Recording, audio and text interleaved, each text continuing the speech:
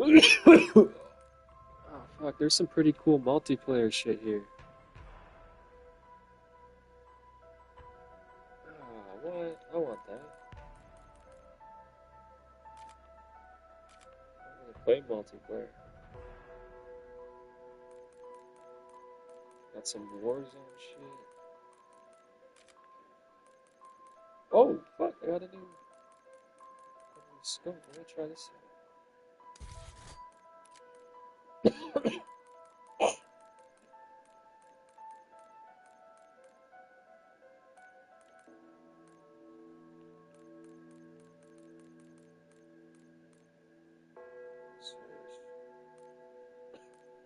What are you doing, Isman?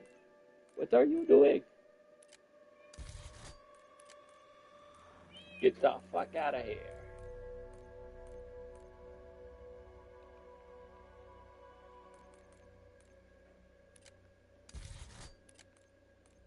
The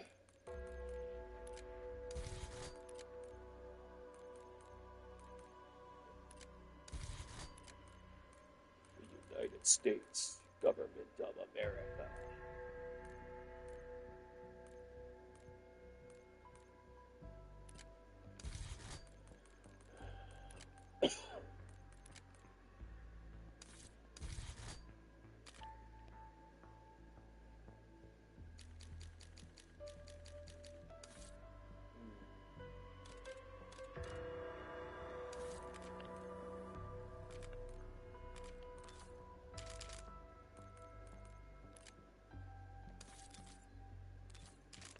Fucking notification isn't going away.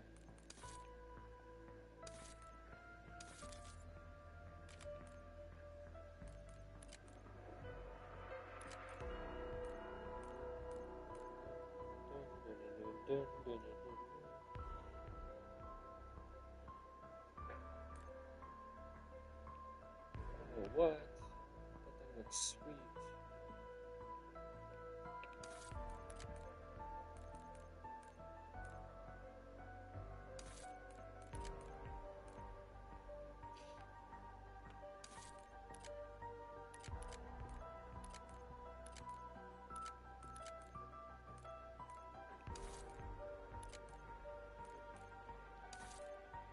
I only made one camo for the ray gun Mark II. That's lame.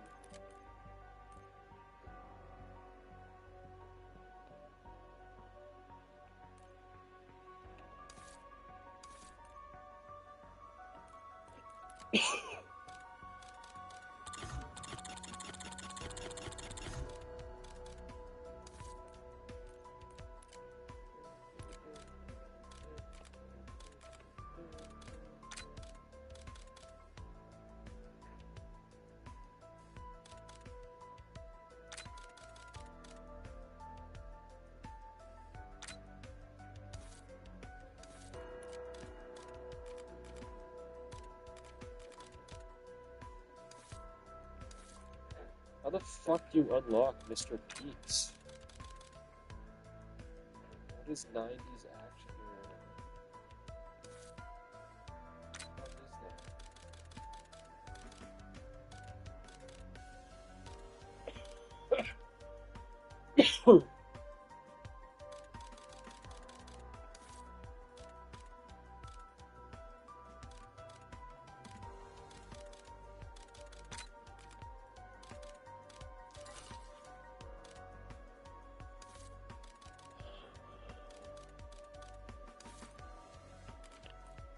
Alright, I'm good to go. I only got one more camo to unlock, and then I got all my assault rifle camos. Damn. Yeah. Oh, let's see here. What do you want to run?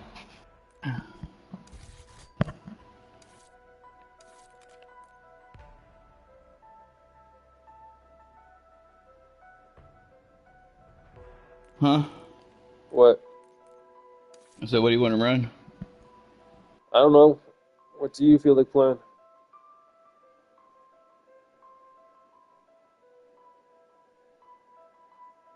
I've been Um, I've been liking that tower shit, whatever, Reckoning. Oh, you can run that. I don't care. Let me adjust my shit here.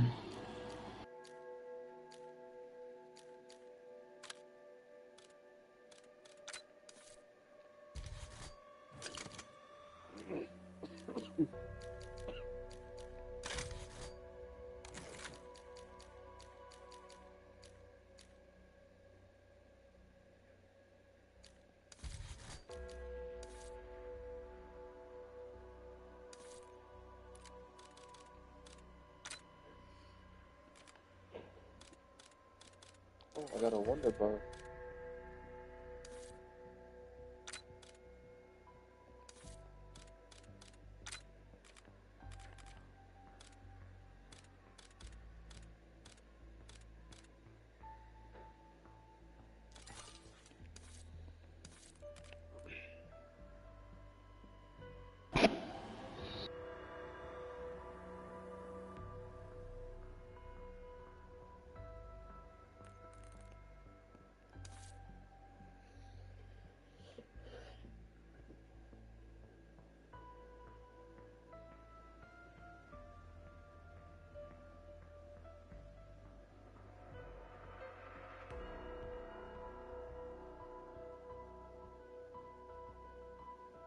We'll start right off with a profit sharing attack and a raindrop. That way we can get some fucking money. We ain't gotta fuck around.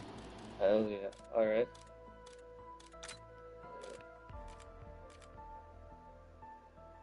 Do I got any profit shares?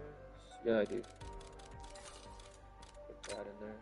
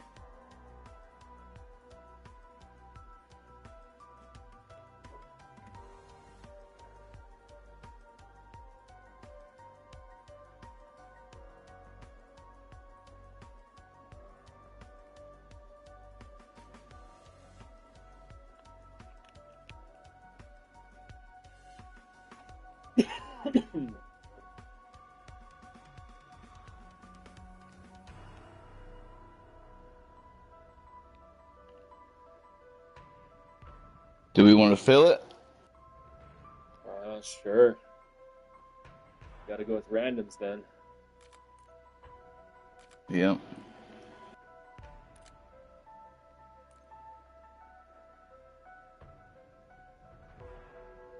Boxers. Let me see if he wants to run one. He's at the main menu. Sure, a lot of these guys just pass out with the game on. It's still Yeah, at the that's what main I menu. do. Yeah. Well, it still shows you're online, even if you're watching Netflix or something, doesn't it? Because your PlayStation's on. Yeah.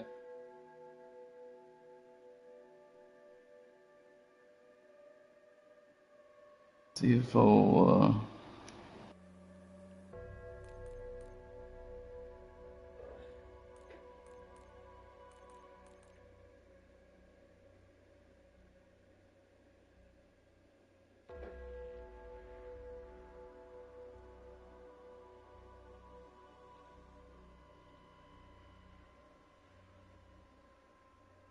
Firemonger, see if he wants to run one.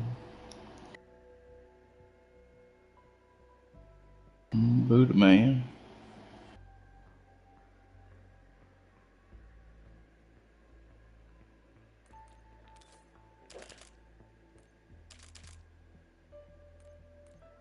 So I got 3 or 4 people online, so I sent them all one. We'll see if anybody answers. Couple minutes. Hey. There's Boxy. What's up, bro?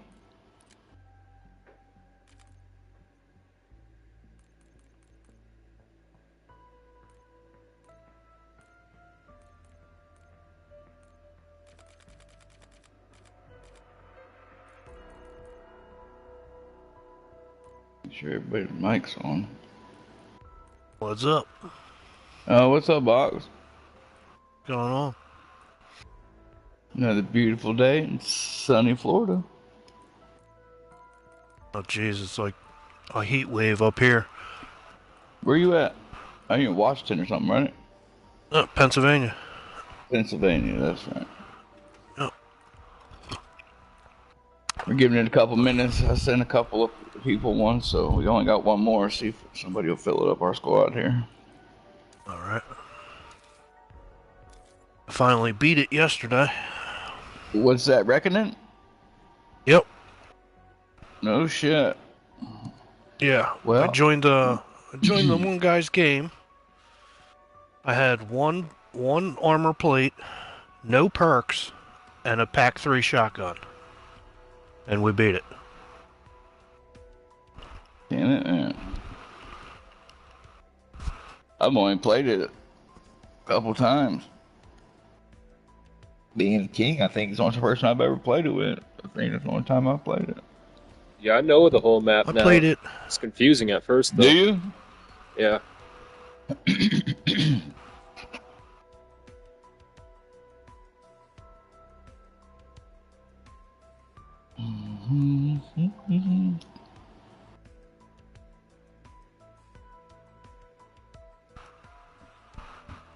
And I probably played it 5 or 6 times.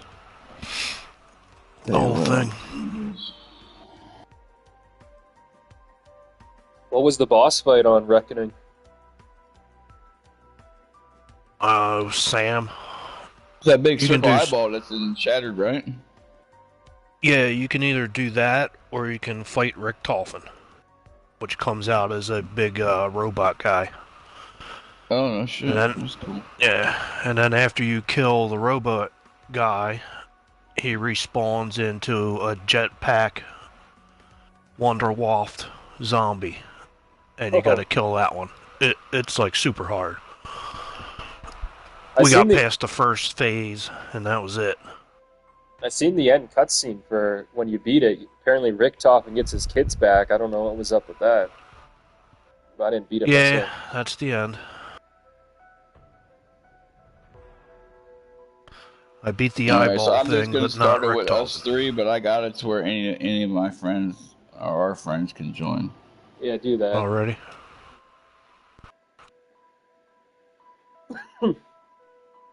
I'm gonna start off, like I said, with a profit, a raindrop, and attack, so we can get some money off for it. Yeah, I ain't got much of anything left. I don't know, I'm not a fat ass. All I do is fucking eat. So that's what happens when you're on house arrest, bro. Yeah. I'm like addicted to eating now. Fucking do. How much else you can do?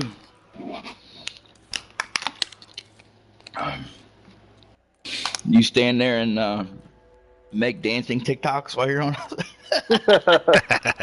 Hell no. You ain't come up with your own dance yet, bro. No.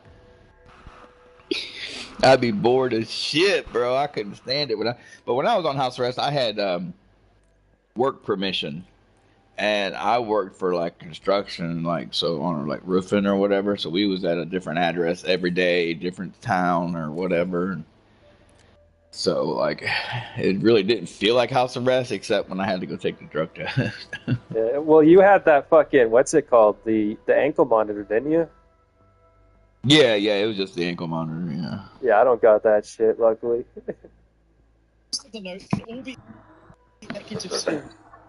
My shit was GPS tracked. Yeah, they got shit around here called a scram bracelet, and it takes your it tests you for drugs every day, automatically. What? Drugs and Damn. alcohol. Yep. Ever gonna give me one? They got some down here where people they literally can talk through it. They talk to it. Yeah, I They seen can talk that. to their Shit. officer or whatever. It's like got a mic on it. You can talk right to the officer, dude. Yeah, it's crazy. Yeah, see, here in Canada, we used to have ankle monitors too, but they got rid of them during COVID and they never brought them back. So I'm like, thank fuck. Reactors would be an ideal use of your time. Done. Stop Sam. We will handle the rest. Anybody know how to do the Easter egg? One person finished it, but they were with a different squad. So I mean, I've never done it. So Yeah, I mean, I can pull up a video if we need to. I mean, I know most of the steps, but somebody already did the last little part of it that I don't know every time. Hi. I can look it up if you could get all the stuff beforehand. Hang on, Yeah. I'm gonna pop a profit share. Profit. I just I fucking- just popped mine. Hold on. Bro, I just popped Yeah, mine. I'll pop one as well. Oh, what the fuck? Might as well hit this now. What a waste.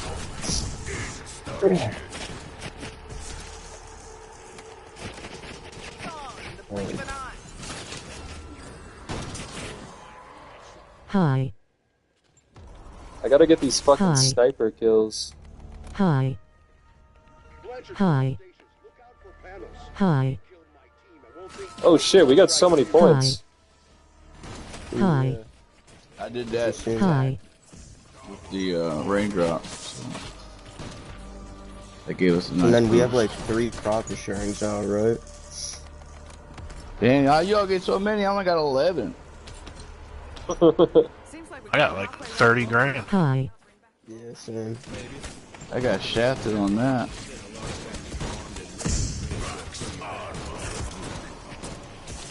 Damn, bro. I gotta get these fucking sniper kills. It sucks.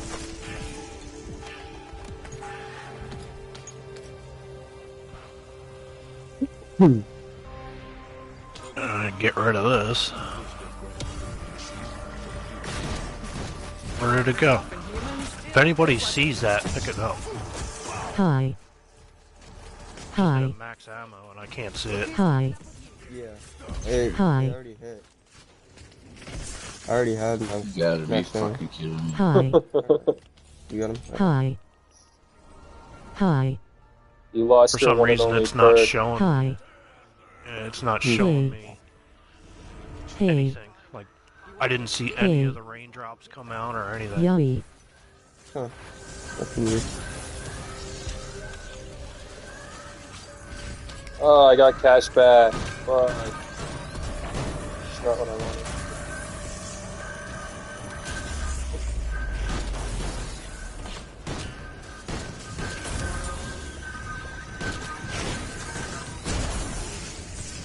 This sniper's ass.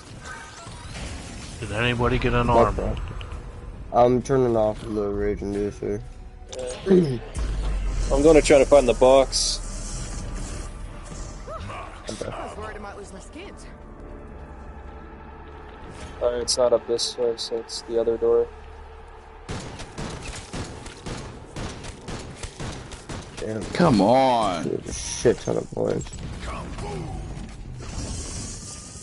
Got it. What's going on? Somebody. I don't know, bro. Couldn't stand to lose you and all that. Fucking I know where trash. I know where the box is if you want to follow me. Oh, someone already opened this. I'm just trying to get pack a punch. I don't need box. I don't need pack, I got a gobble gum. Give me that. Please, please, please don't turn me into fruit. I'm also trying to figure out like where all the shit is for the. Eastern. Oh, I got the Mark II Tyler pack. found one of these. Let's He lit go. up like it was Stan's birthday. Did It's you gotta be actually? good. Yeah, good Yeah. Wonder Bar.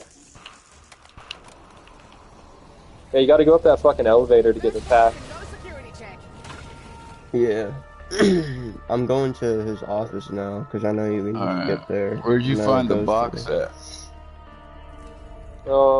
To the right of spawn. Just go to the right. I'll bring you up that tower. And then it's on that porch or that balcony. Mum always told me to stop picking up scouts. We have to find both of his legs and get 2 arms. Mm-hmm. I'm in the room now for the blood sample.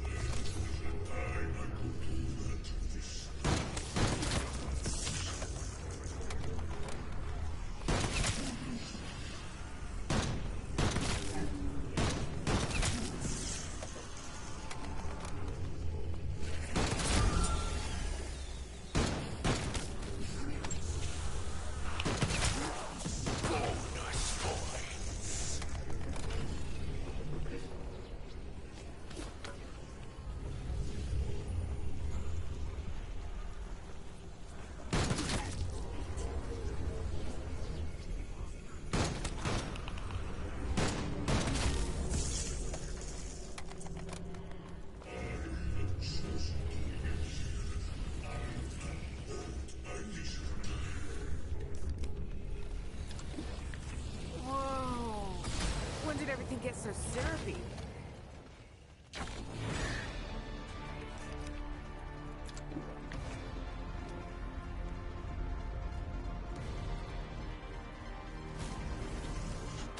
Come on. I always get shafted on that shit, bro. I got the body. I Your regular recycled ray a. gun, recycled it, and still got your regular ray gun. That's what happened to me. Twice. I mean, Cook, I got the fucking Mark pissed. II. I don't really have a preference between the two. If you want the Mark II, I'll trade you for the Mark I. Yeah. You know I can't stand this thing. Alright, let's go Whoa. back. For the Mark II, are you able to get the upgrades in this map or no? Not that I know of. Oh, that think I sucks. know the Wonder Weapon, the Gorgaflex or whatever you can upgrade. Yeah. I can meet you at spawn and give you the Mark II for the Mark I. Alright.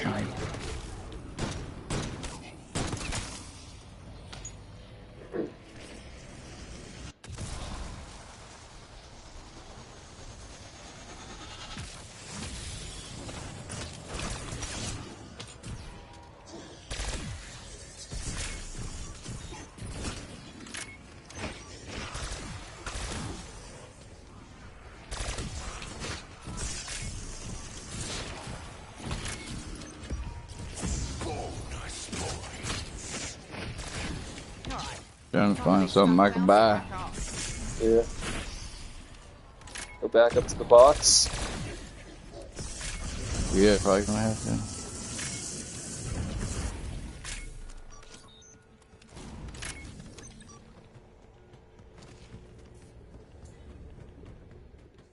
Any chance you could spit out a fresh meat pie?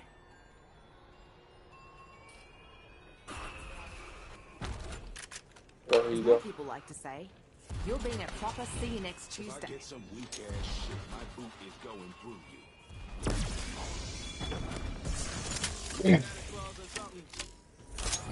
Can't be. Ain't seen no reindeer shit. Didn't y'all had pack a punch open or no? Yeah, it's open. Yeah. Yeah, it's this way, Cook. I'm gonna go there too. I don't know where you are. I'm going through the portal. Oh, yeah, through spawn.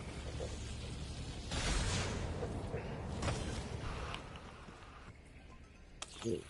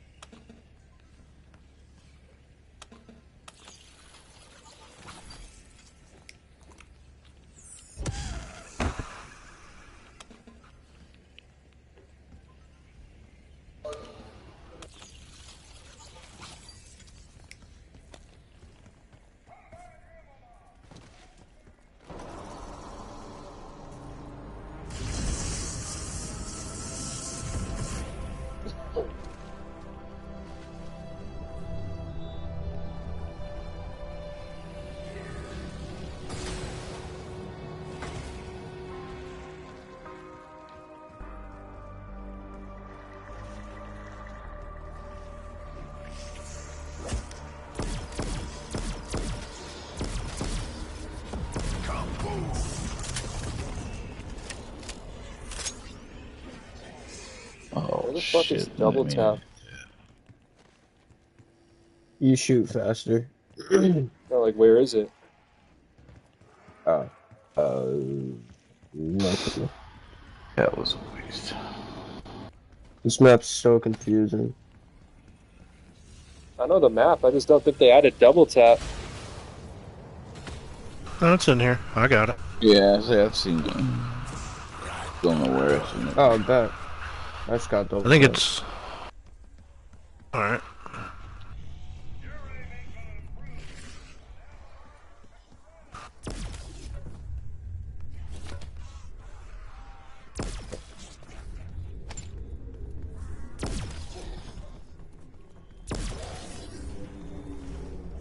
So I just did a flavor hex that gave me a wonder bar. So I'm about to go use it. If anybody wants it, they can have it. I gotta burn it. Yeah, I'll take it.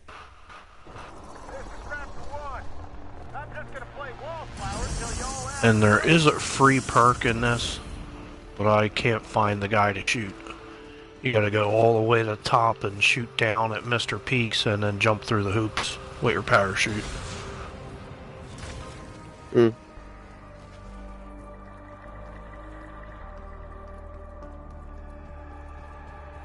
Let's Jug. I'll take Jug.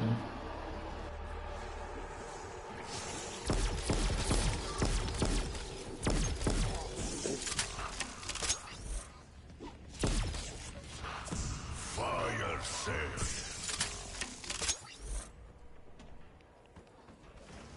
And double tap is in the middle of Android assembly.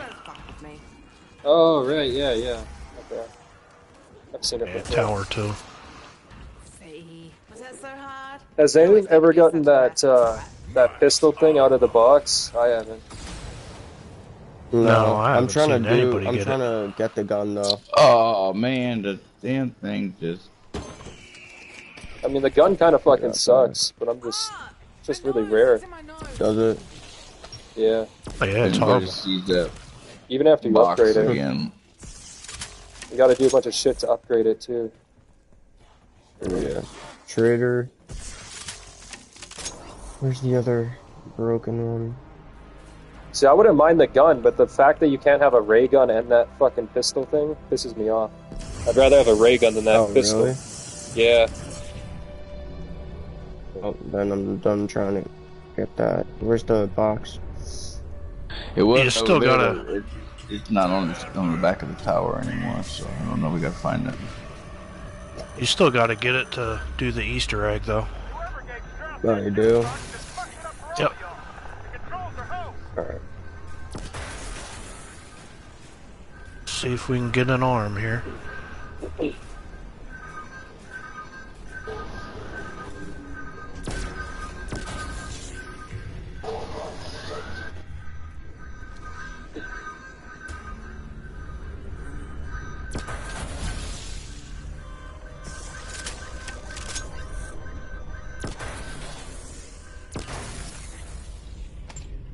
No arm again? Oh, yeah, there we go. Got one.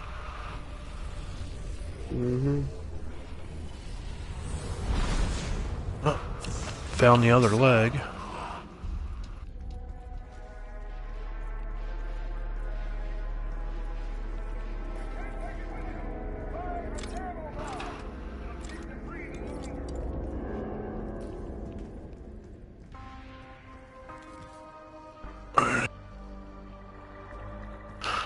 Go get the blood sample. Somebody get the blood sample yet? No. Alright, We just need the syringe, I think. I got that Okay. already. I'm about to hit this raindrop with this fire suit.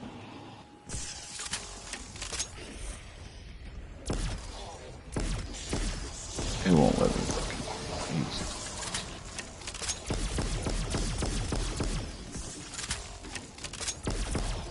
That's so fucking stupid. Dr. Sean Fowler. He was a brilliant mind.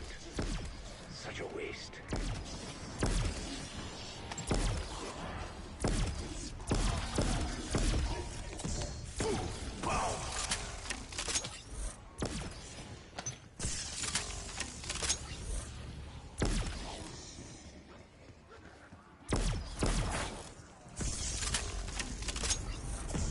Stuck here.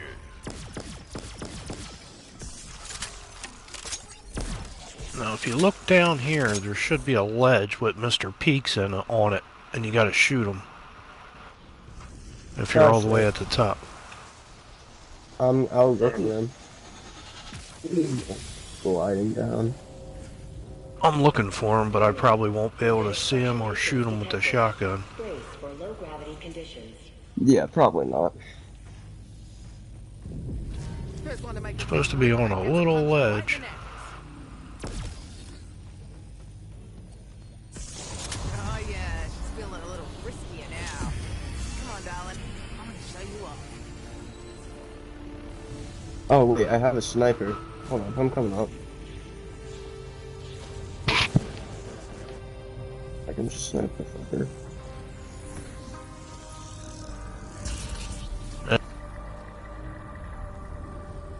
Oh, I'll look for that. Of course, I am blind, so...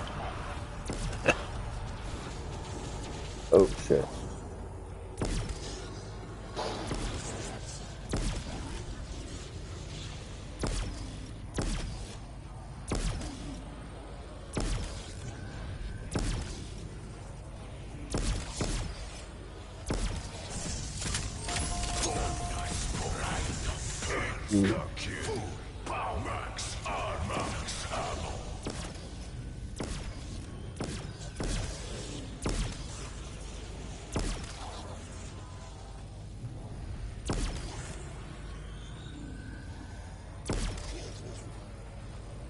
Get off me, you motherfucker, so I can use this damn thing.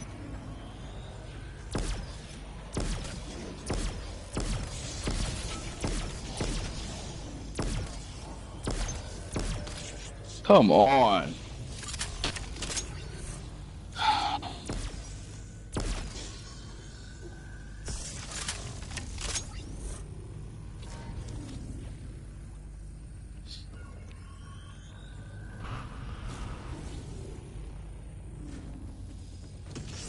Alright, let's see.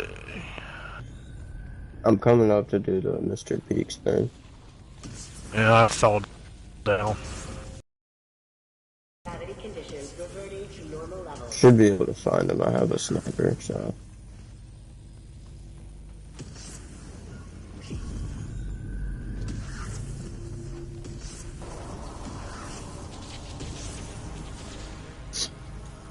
Where is... Oh, there's the one. Does anybody know where the box is? It's here in Pack-a-Punch. Okay.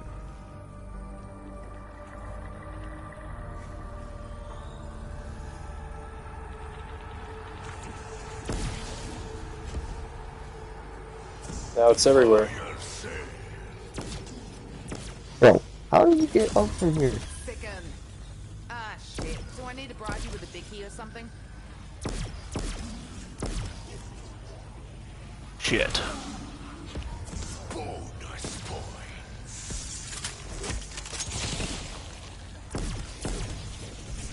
Oh, fuck.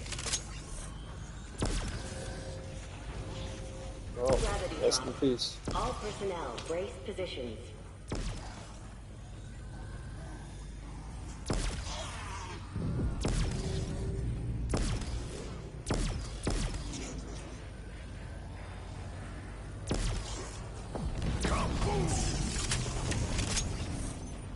Was the lobby Bro, broken? why does this shit keep moving?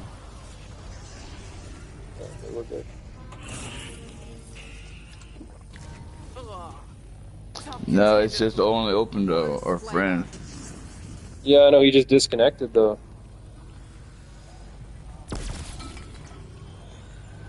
Box Saber, or whatever his name was. Box Eater took off? Oh shit. Yeah.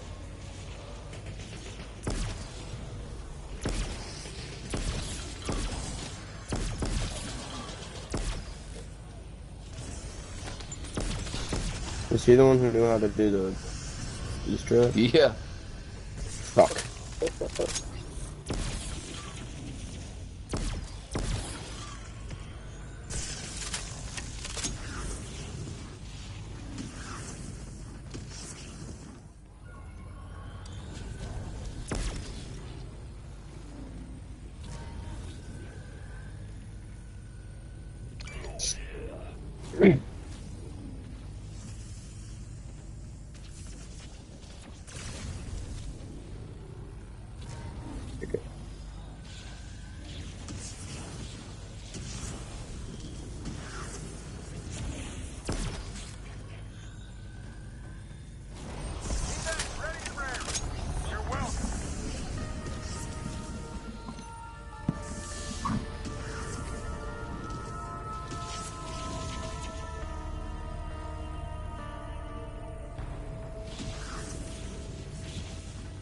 Here, I got some.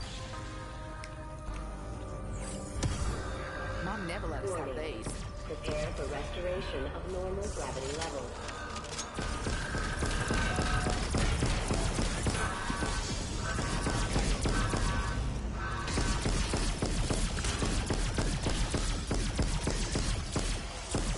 Stand back! Trying to fire some close home trial.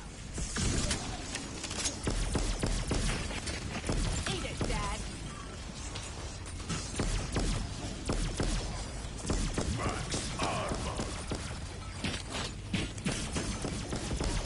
Any of you hot dogs want to beat my high school?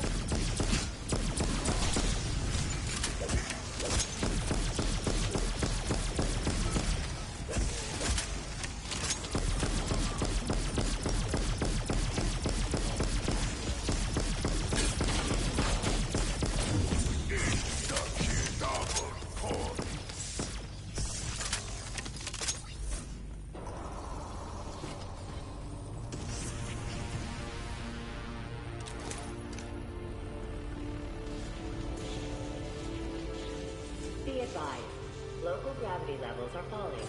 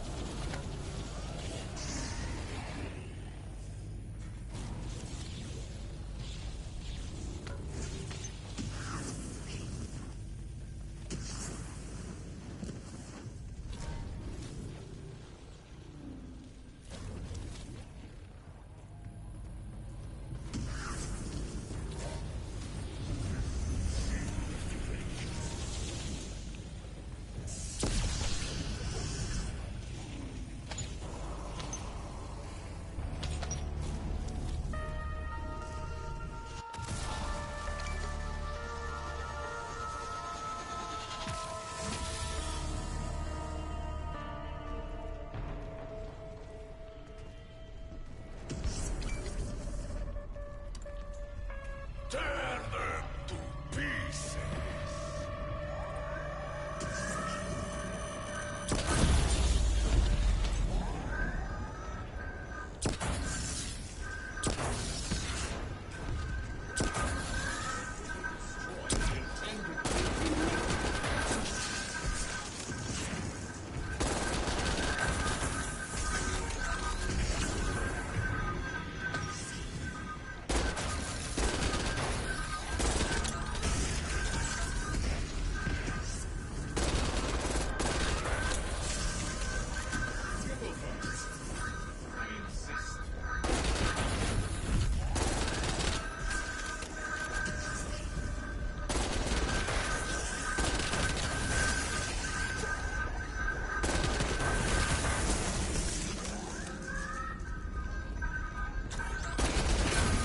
You should really be more flexible, mate.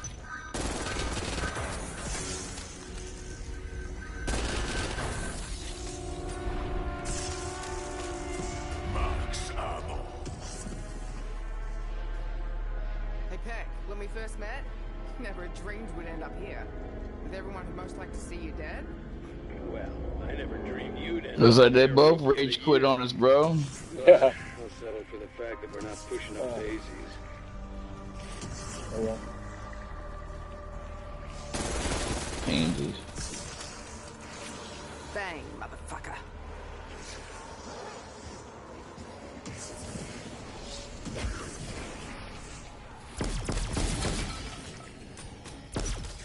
Listen, fuckers. Efficiency's key when running a business. This is me being efficient.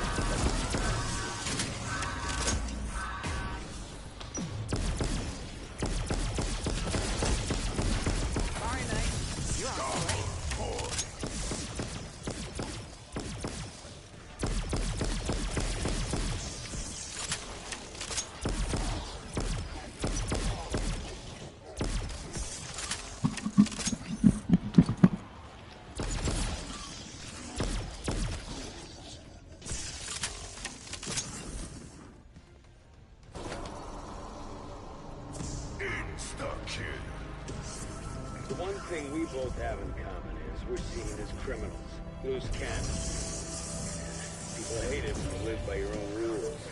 Yeah, but these folks took a chance on trusting us. Maybe we can do the same with Sam.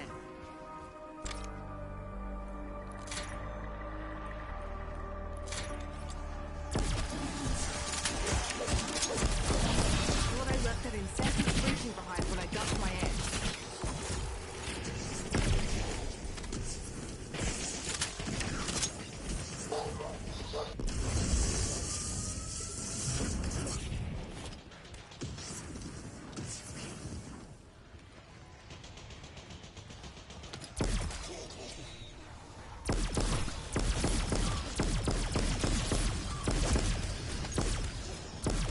You nerds see that? I'm just warming up, baby.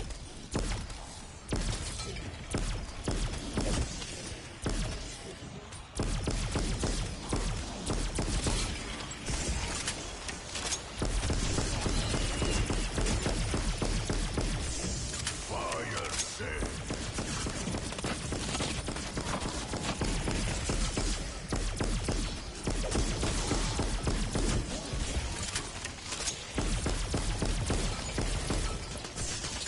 Bonus points.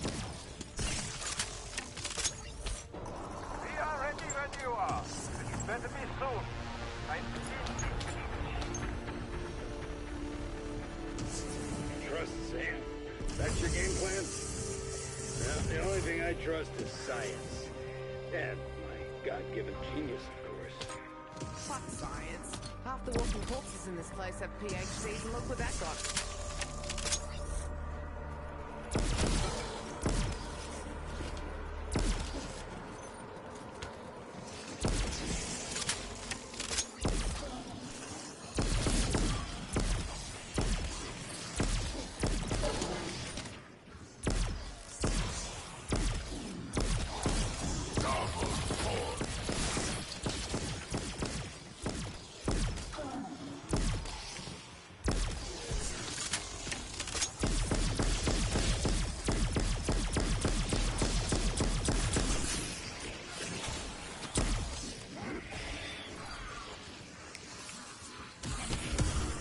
Play this seems to be stale couch cushion.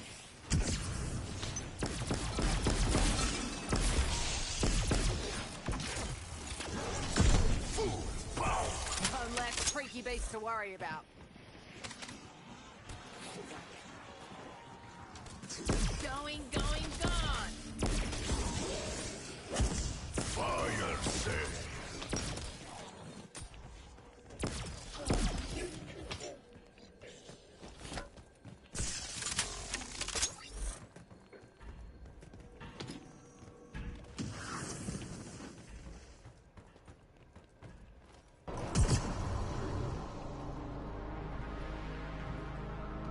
So our choices are helping a mass murderer or a machine that lied so it could get a life. Doesn't seem like a tough call. Slow your roll, comrade. Easy choices are the ones that worry me most. Your evac cannot be completed as dialed. We apologize for any inconvenience. Goodbye.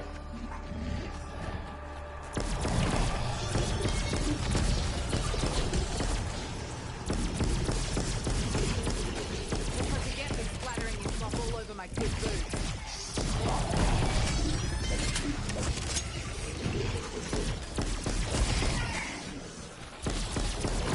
Of all the two-faced shitheads I've met in my life, Oh, you motherfucker. That's fucked up.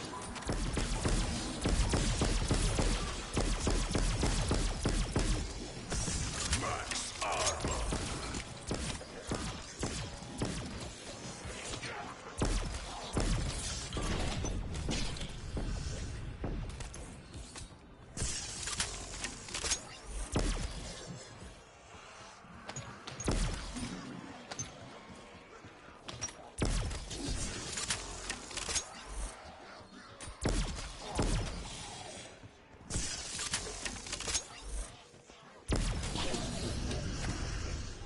What happened to my soul sound?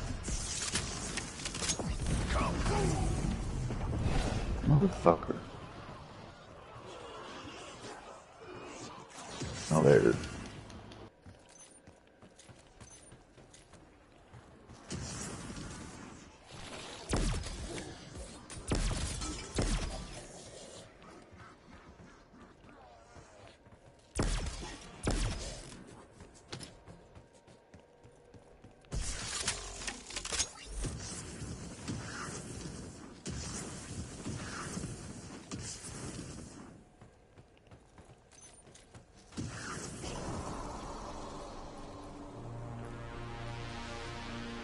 So I take it you will side with Sam. It comes down to a choice. take it however you want, big guy. When the moment comes, I'll trust my gut.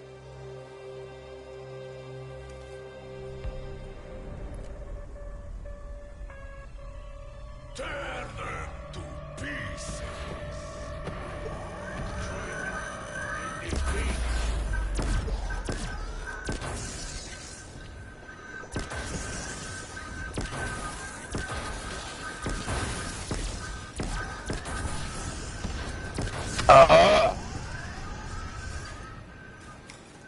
You gotta keep your distance.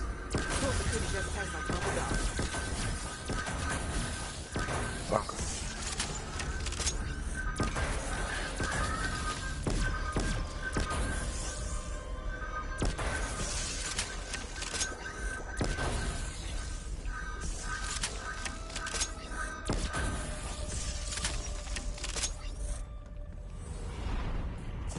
Max ammo.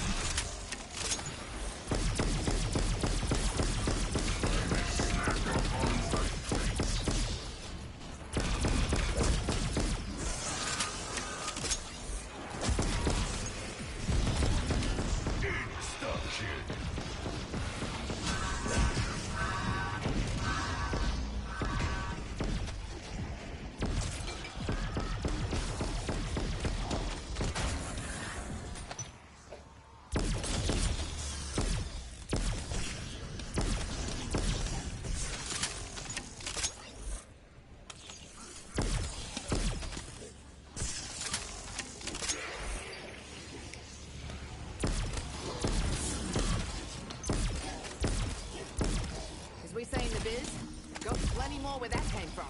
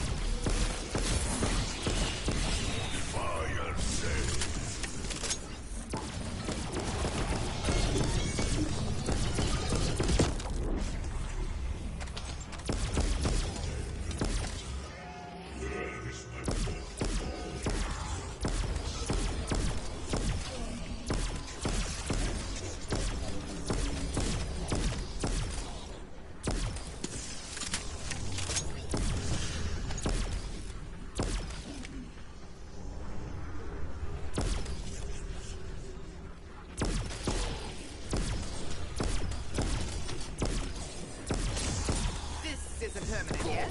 I can't commit to having a pet right now.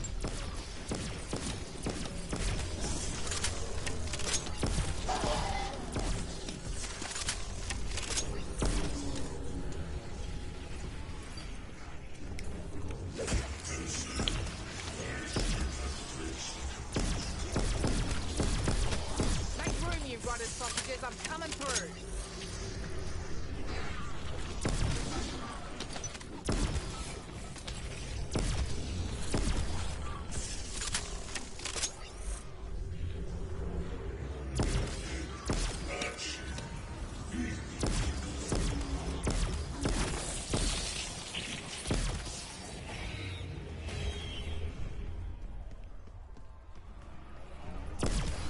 You can exfil next round if you want.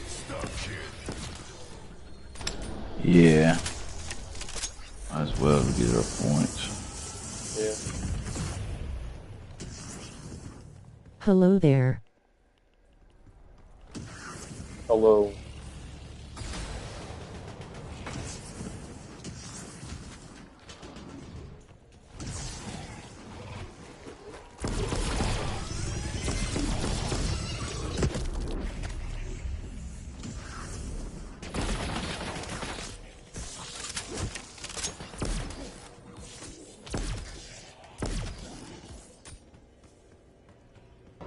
Let me know when you're done stealing those nerds' lunch money.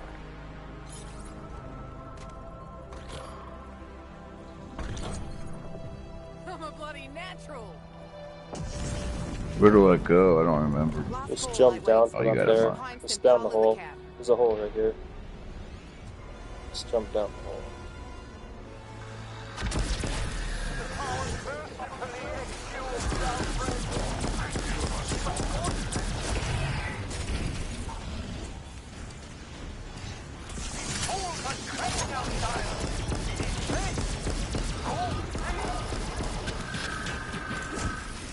Figures we got this fucking thing.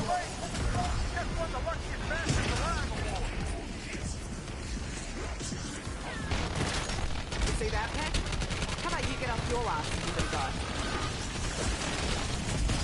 Oh shit. Russian heads will want to profit. And business is booming. Death machine there at the end come in handy. Yeah. Two more, where are they? Oh, yeah. Don't thank us. Thank the blinking red light. Activating better. That works. Yeah, and I popped one too. You might prestige here. Maybe not. No way. It's been hard as this to get up the last 4 levels. Yeah, that's what every level's like after 55. So it takes so long. 46. So I don't know how there's people that are already level 1000. It's fucking crazy.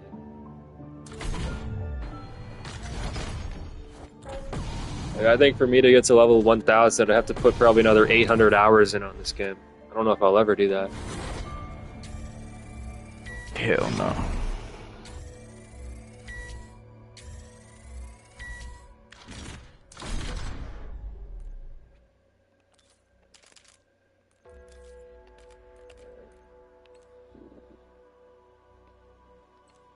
Dang.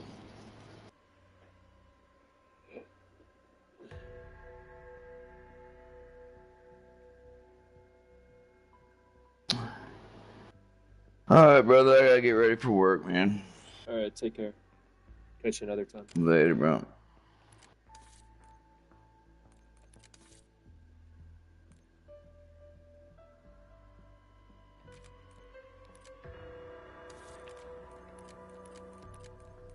Gotta get this fucking achievement shit done, and then I'm out.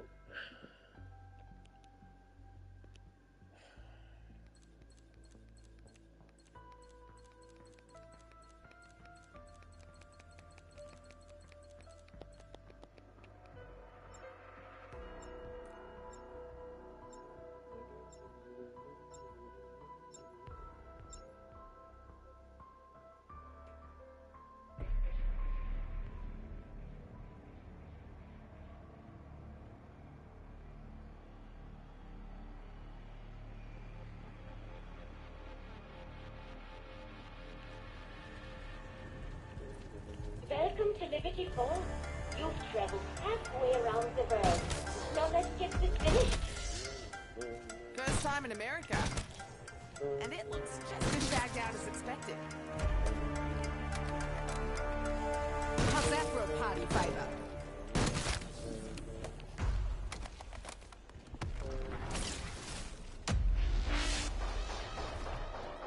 This is a large property. Where exactly should we take the artifact? My quantum processing unit is underground. Find a way down to my mainframe chamber.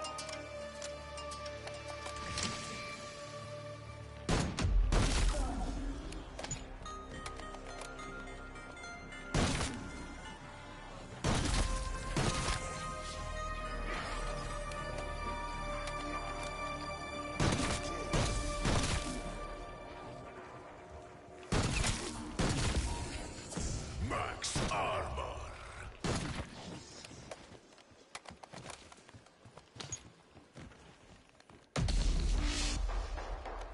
After all you've endured, all the miles you traveled, I regret there are just a few tiny little final tests.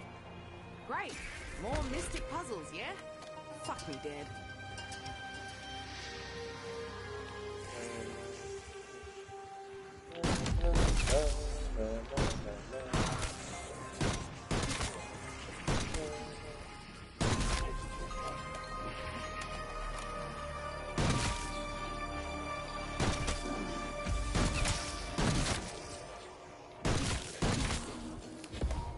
Bonus points. Still haven't wrapped my noggin around what we're using to gas up the sentinel thing. They call it prima materia. That's some bullshit alchemy term. We need something more scientific. Peck particles. Has a nice ring, don't you think?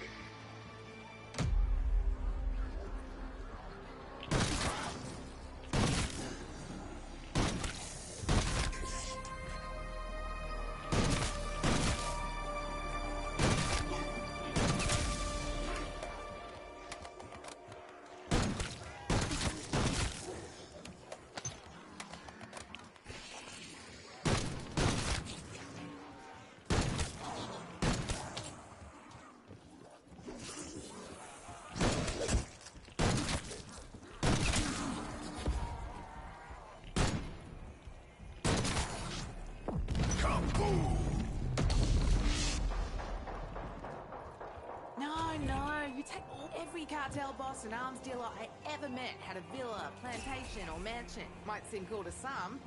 To me, house like this screams trouble. What, the walking corpses weren't enough of a red flag?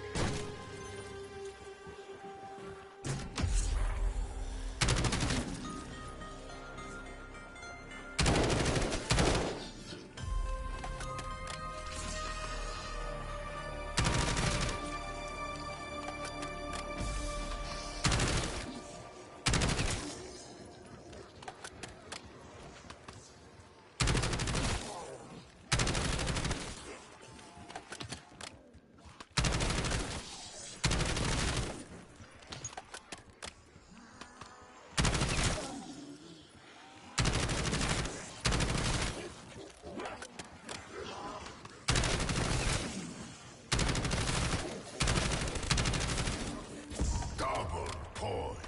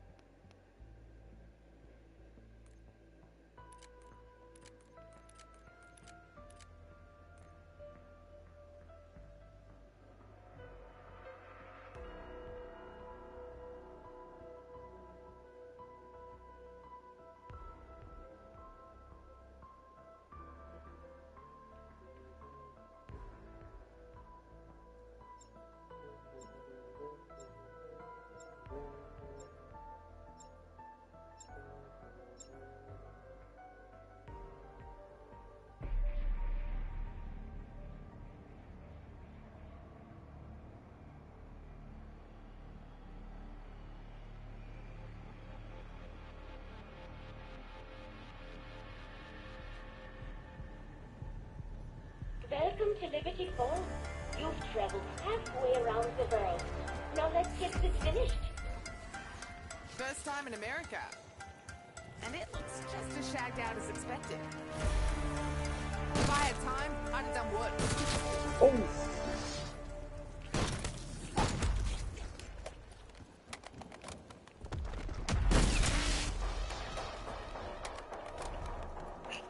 No double kill on that one, are you, Chica?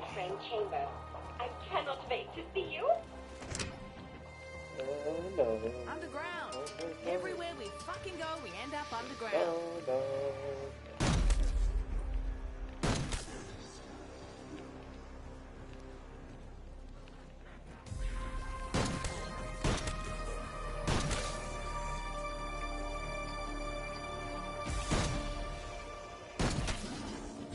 Max armor.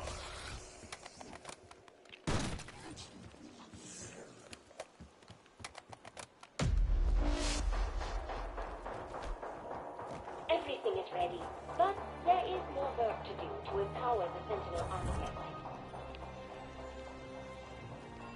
Great. More mystic puzzles, yeah? Fucking dead. Oh, yeah, let's go on that here, okay. Do that in a bit.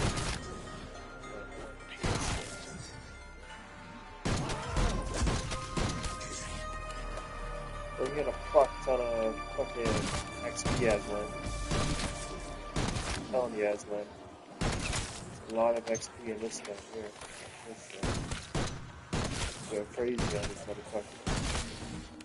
Double points. Double.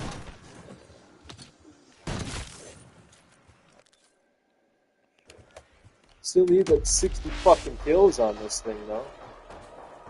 If I got enough ammo Still to get wrap my that. noggin around what we're using A to little gas up bit. the Sentinel. They call it prima materia. That's some bullshit alchemy term. We need something more scientific. Peck particles. Has a nice ring, don't you think? We're going with it, Aslan. We're going with it. Look at this shit. Zoom's crazy, bro. This scope's pretty good, I guess. Oh.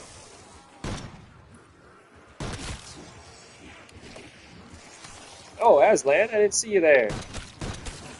That makes some noise up in here, Aslan. That makes some noise, Aslan.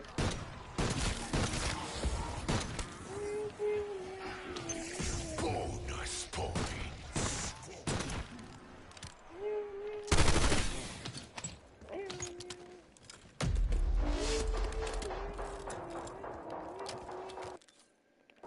Alright, we need 40 more. Fuck, I might not get that this time. Might seem cool to Oh, some. To me, a house like this screams trouble. What, the walking corpses weren't enough of a red flag? I'm gonna max out of here.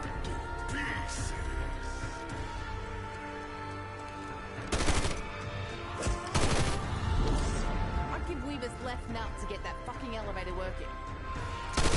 Is it fun fighting things? I think it is.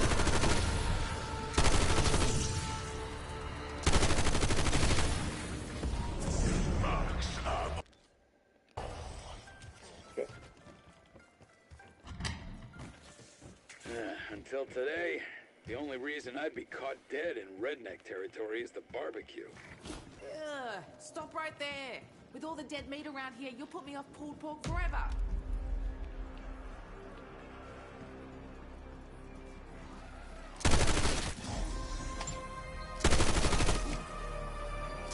That's one for the folks at Liberty Falls.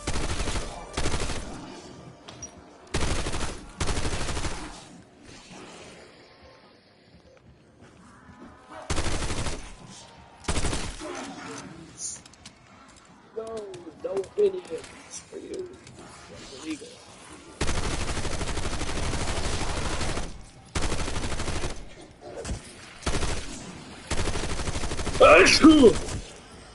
Ugh.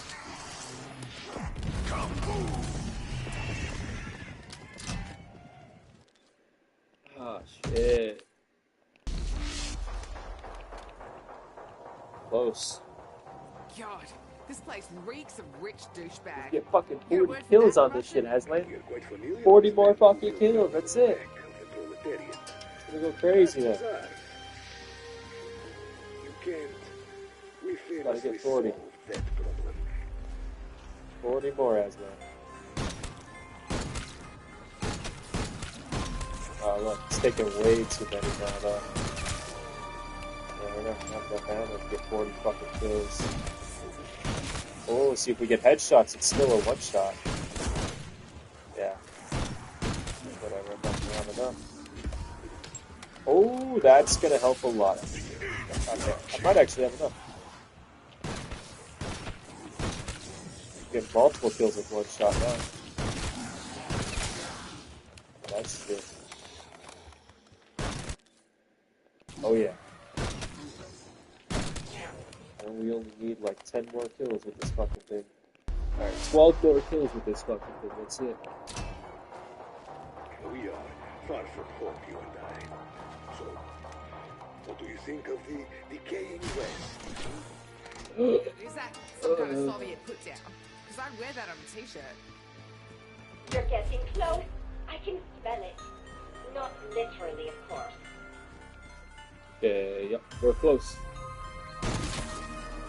We're close to something different. Not what they want me to do, what I want me to do.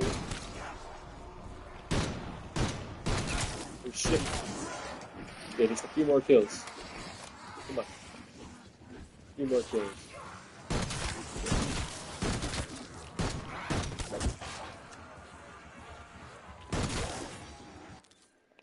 Five more kills.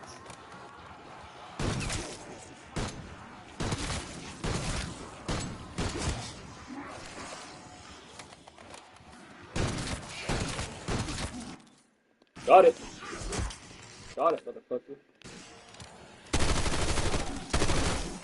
Alright. One more? Hey, what? I got one more. Fucking bullshit. Okay, one more. Why? Oh, it's critical kills. Yeah, okay, I got it. I didn't even see that.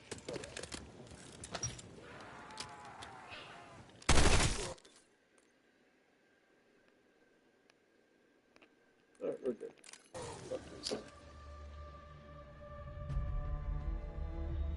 I'm wiping my hands clean with this game now.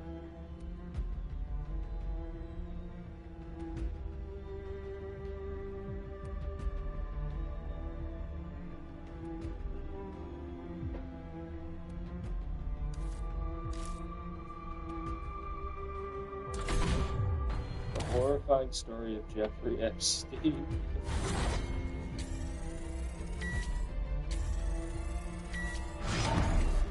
Oh.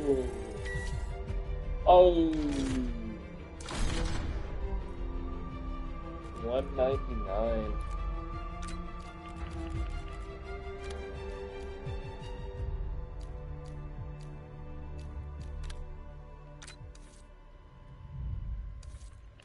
I need to get those kills in rapid succession.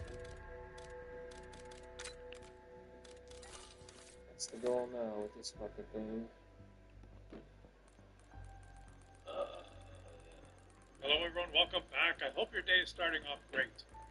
You know, as I peruse the news these days, I can't help but notice how different the news is in Canada compared to the United States. How the stories are so diametrically opposed. It seems like Canada and the United States are on divergent paths. Let me go through some of the stories, the recent stories here, and show you what I mean. With respect to the United States economy, an article here in Yahoo Finance states, Trump's tariffs are pummeling top automakers. The hit is $11.7 billion and climbing. And this article goes on to explain that all the automakers are experiencing increased costs, whether they produce in the United States or whether they produce in Canada or Mexico, Japan. Even Tesla, which is the only company that produces totally in the United States the cars that they sell there, are experiencing higher costs for parts and batteries, which they import. Reported on CNN, restaurants are under threat as costs skyrocket and consumers cut back. In the first half of 2025, U.S. restaurants and bars saw one of the weakest 6-month periods of sales growth in the past decade. And I can tell you that one part of this is the fact that there's a lot less tourists in the United States, and tourists tend to go out and eat in restaurants. Another article from CNN Business News, Trump tariffs kick in at highest rates since the Great Depression. And this isn't just exaggeration. Let me show you the data. Here's a graph of the effective tariff rate that the United States is imposing on imports. And it dates back to the 1900s. Here's the roaring 20s here.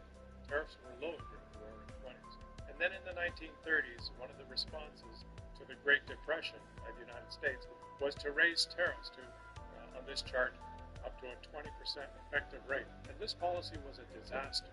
And it's been studied by many, many economists and it's taught in business schools as one of the factors that made the Great Depression even worse. But that's a topic for another video. There's lots of information that can be discussed about that.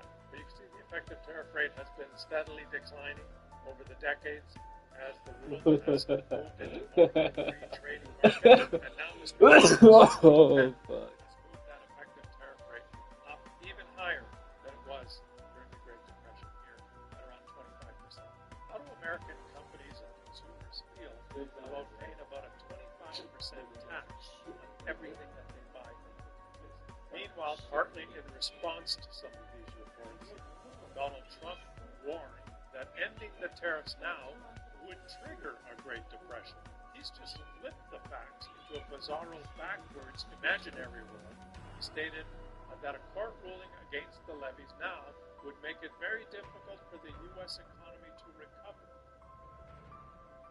Now, I guess he said this because he's a moron. And although that is fun to say, in all seriousness, he probably doesn't say these things because he's a moron. He says these things because he knows that there's millions of Americans that are morons, that will believe him. He has an agenda, and I don't think that anyone really understands exactly what it is. The latest news that Americans are reading, and remember, Americans do not read news about Canada that much. A lot of the stuff that we consume in our news, and the videos that I do, and a lot of our media focuses on this trade war that we're having with the United States. But the average American citizen, many of them have no idea and no interest at all in the U.S.-Canada relationship and what's going on. This is some of the news that they are consuming, those that really don't follow economic news. Trump deploys National Guard in D.C., even as data shows the crime rate at a 30-year low. The U.S. president also announced he's federalized the local police. Why is Donald Trump deploying the National Guard in Washington?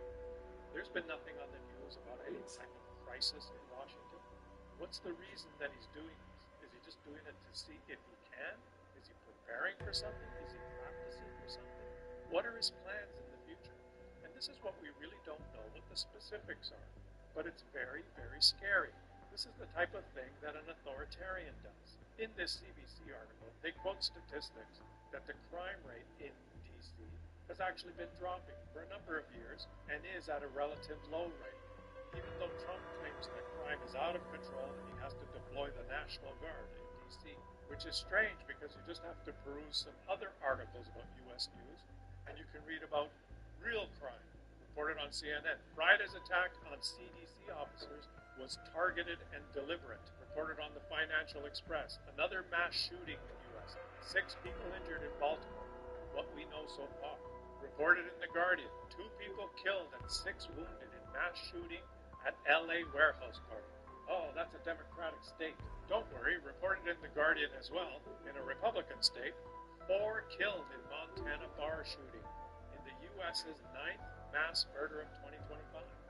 Now what's interesting is different media outlets in the United States have different definitions of what constitutes a mass murder. And for this particular outlet, I guess they say this is the 9th mass murder in the U.S. Different media outlets set the bar at different levels because if only 1 or 2 or 3 people are killed, that's not really a mass murder. There's only been 9 mass murders in the United States. Well, I decided to have a look at all the statistics. And here on Wikipedia, they keep a chart that tracks all the murders in the United States. So we can just go and check this and see whether it's true. There's only been 9 mass murders in the United States. And they keep a running total here. The last entry is August 7th, 8th. And they give the location, the state, how many dead, injured, and total. So in Ohio, there's dead. August 11th, in Illinois, there was a shooting with 0 dead and 5 injured. I guess that's not a mass murder. That's just a mass injury. Let's scroll down. Go through the list here.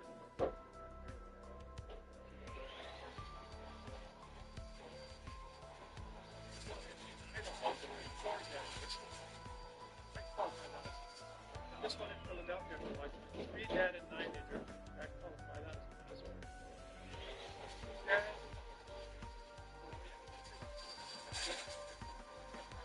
Now that one's 4 dead. Yeah, that's probably a mass murder. The one in Indiana, 4 dead.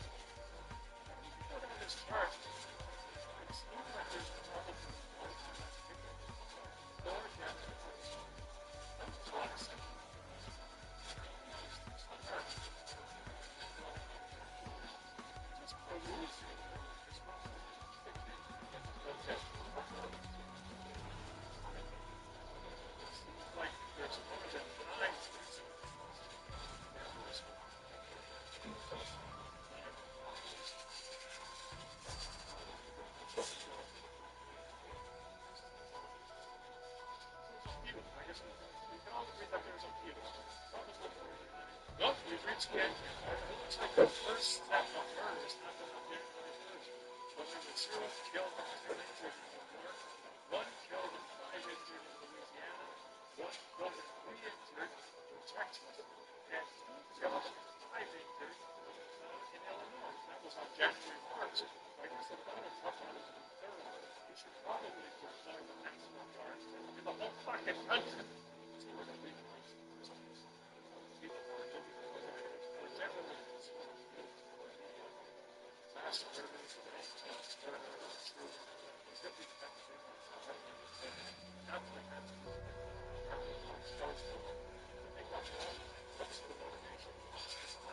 what's the reason for Donald Trump deploying the National Guard in D.C.? I'd be interested in hearing your opinion down in the comment section. If you peruse the Canadian news, there's not a lot of stories about politics and economics now. We are in the summer. There's a bit of a lull here as people are taking vacations. But there's one story in Canada about Trump right now. Winnipegger's $300 fine for throwing things at Canada Goose is a rare case, but a good reminder, lawyer says. Reported on CBC News here, a Winnipeg woman has been fined $300 for throwing things at a Canada Goose that got in her way as she tried to get into her friend's apartment building. The birds are protected by federal law, which makes harassing them an offense. In the United States, it's just given mass murder so far has been done by the Guardian. The president is deploying the National Guard to protect the capital. While in Canada, our law enforcement agencies are making sure that Canada Goose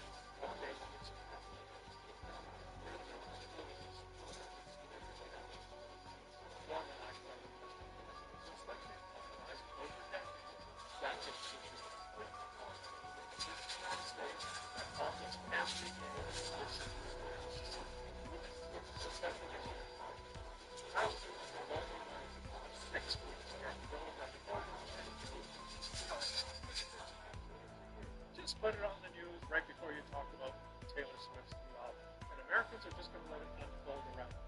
And we Canadians should be happy and proud that we live in a country that doesn't have those factors. In the meantime, all you proud and patriotic Canadians who know how fantastic our country really is, just enjoy the rest of your summer. We're in a little bit of a lull of news right now, which is a good thing. We can't keep it up 24/7. In the fall, when the politicians are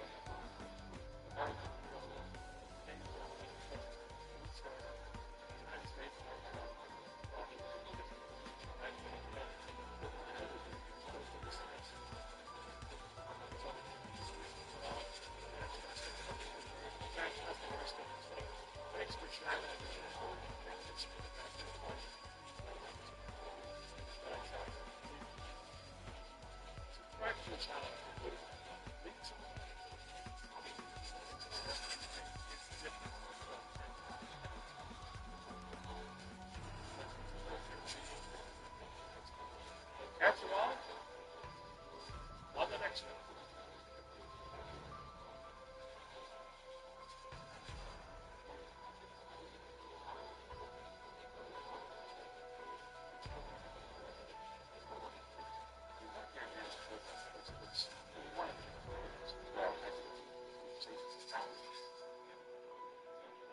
A huge giveaway to the insurance industry. They can really step up. It's on really big declarations, exaggerated facial conditions, Medicare Advantage is rife with fraud.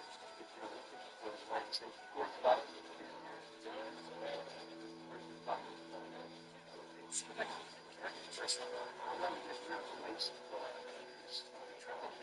seems ready to double down instead. I will say Medicare Advantage. So, how does a program that is billions of dollars a year ripping off taxpayers and slave reviews the right of actual care? It's so we're tracking down where the push to privatize one of America's most beloved programs comes from. President Trump. Secure and protect Medicare Advantage. How key Trump appointments could help make that possible. The fact is, everyone around you is signing up. And what exactly it might cost us. Medicare Advantage locks people out of life-saving care. It will kill people. It does kill people every year. I'm going to tell you about Medicare Advantage. I'm talking about Medicare Advantage. Medicare Advantage is a Medicare replacement that has enticed a lot of private insurance companies to get involved in the Medicare business. Wendell Potter is a former health insurance executive. Now, he documents and fights back against the greed of insurance companies. You can tell right away that they have gamed the system to grab more money, and they're really profiteering. Just a handful of companies dominate this market, and have seen a lot of growth by luring people away from traditional Medicare with certain benefits. Like dental, vision, or hearing. Did you say dental? So a lot of people find that very appealing. What they don't tell you is that you might not be able to get the basic medical care that you need.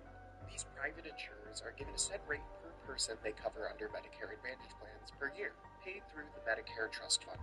But there's a way for these private insurers to suck even more money out of that fund. Private insurance companies have found it to be a huge cash cow. Private insurers get more money for a patient with more serious health risks. There's a great incentive to overdiagnose, to claim that people are sicker, because the government will pay these companies more. This has led to a scheme called upcoding, where the private insurers exaggerate their patients' conditions or fabricate diagnoses or codes entirely. There's reports of programmers being told to scan charts for big money codes, fleets of nurses tasked with racking up these codes on home visits, and champagne and bonuses for doctors who pack charts full. Much of the time, that's just bogus, claiming that these people have these conditions, but never approving treatment for those conditions. So they're just making this money. These practices have led to questionable diagnoses of HIV, obstructed arteries, bipolar disorder, and anatomically impossible diabetic cataracts. Upcoding and other factors mean Medicare Advantage actually costs the U.S. government more than traditional Medicare. Estimates say anywhere from $83 to $140 billion a year more. Even if you kind of meet the middle somewhere and say that these companies are overpaid $100 billion a year, over 10 years, that's $1 trillion. It would seem an obvious target for someone searching for Waste, fraud, and abuse.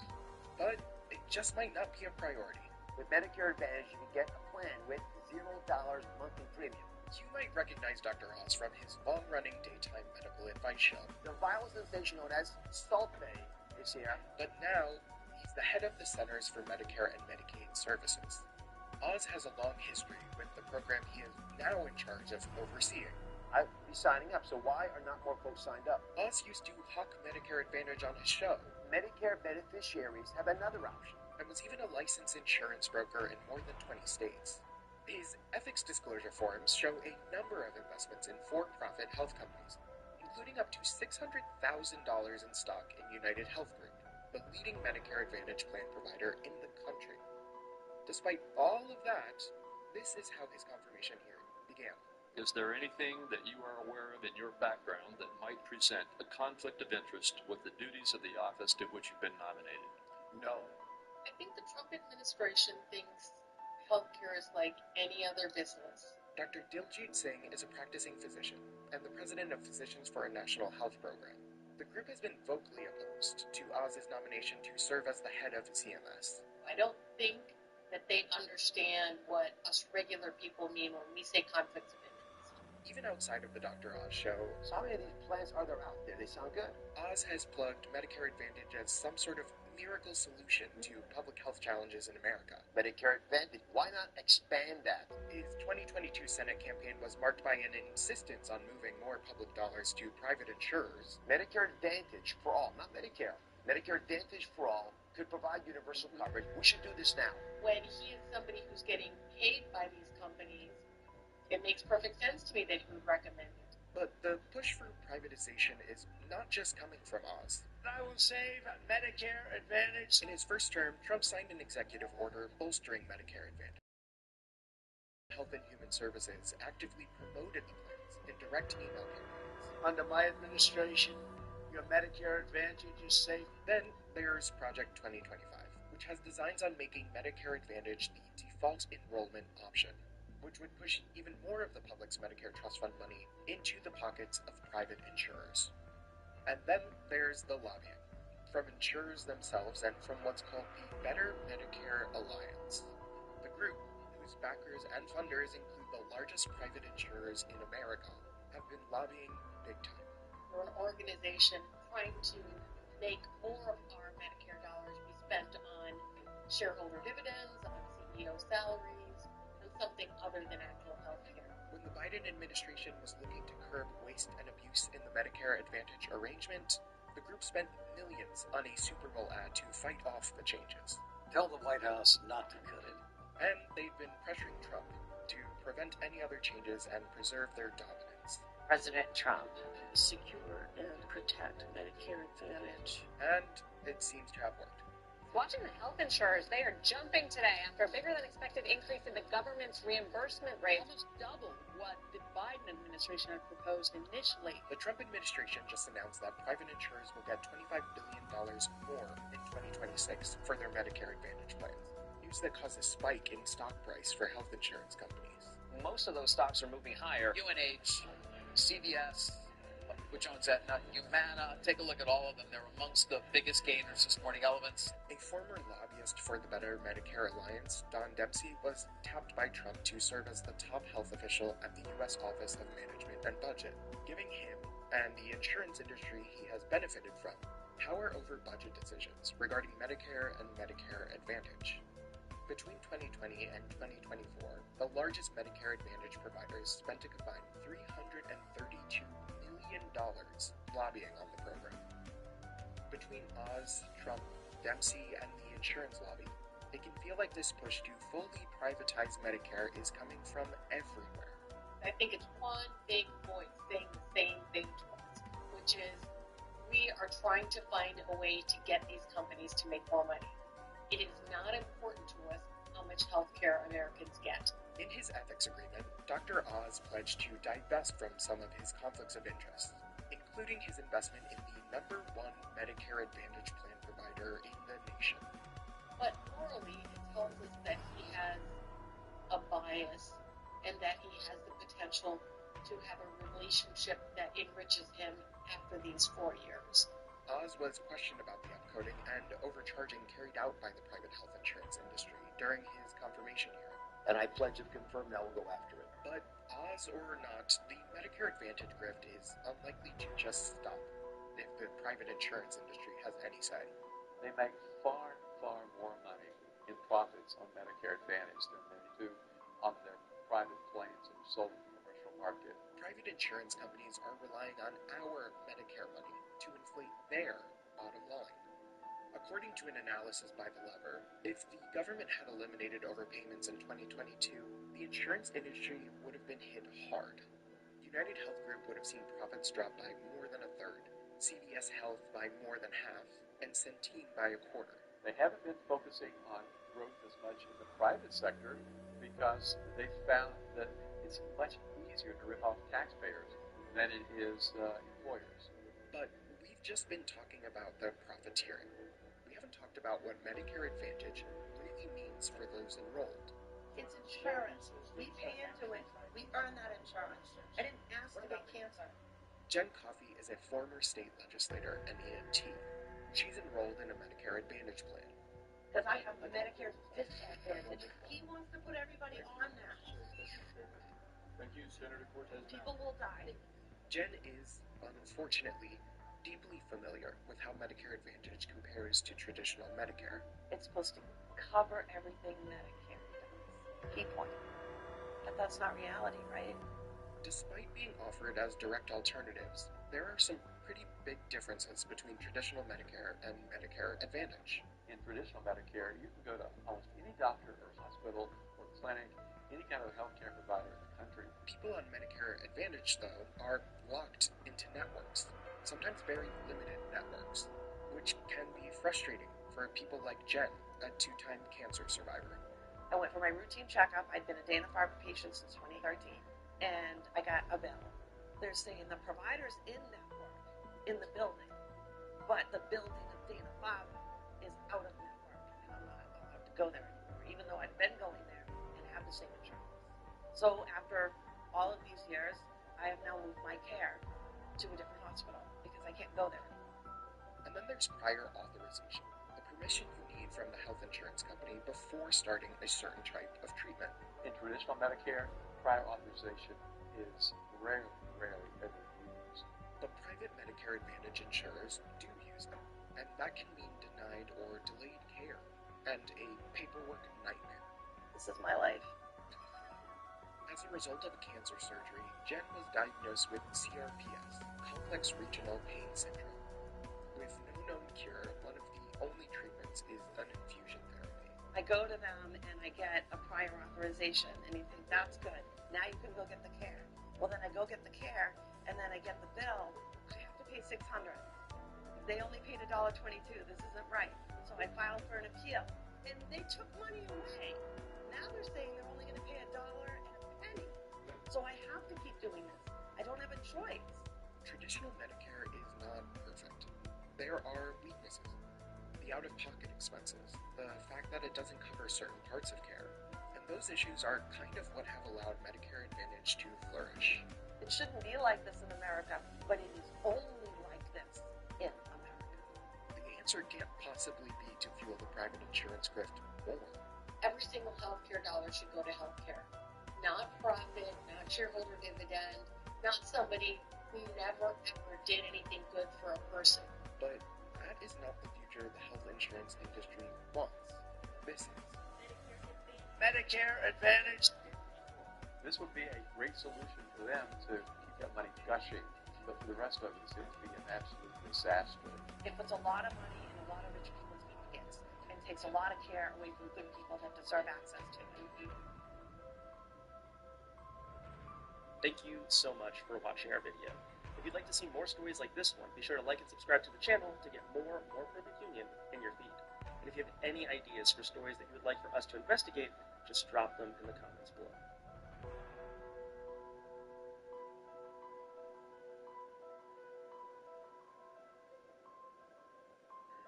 We sat here and ate beef 3, 4, 5 days a week for, as far as I'm concerned, over a decade of contaminated beef. How much is in my system? How much is in my kid's system? Is it going to kill them in the, before they get a life? It's hard to say. There's something poisoning America's farms. A chemical that was built in a lab decades ago by companies who knew, in private, that it was highly toxic. Now that chemical is showing up almost everywhere. It is a Pandora's box.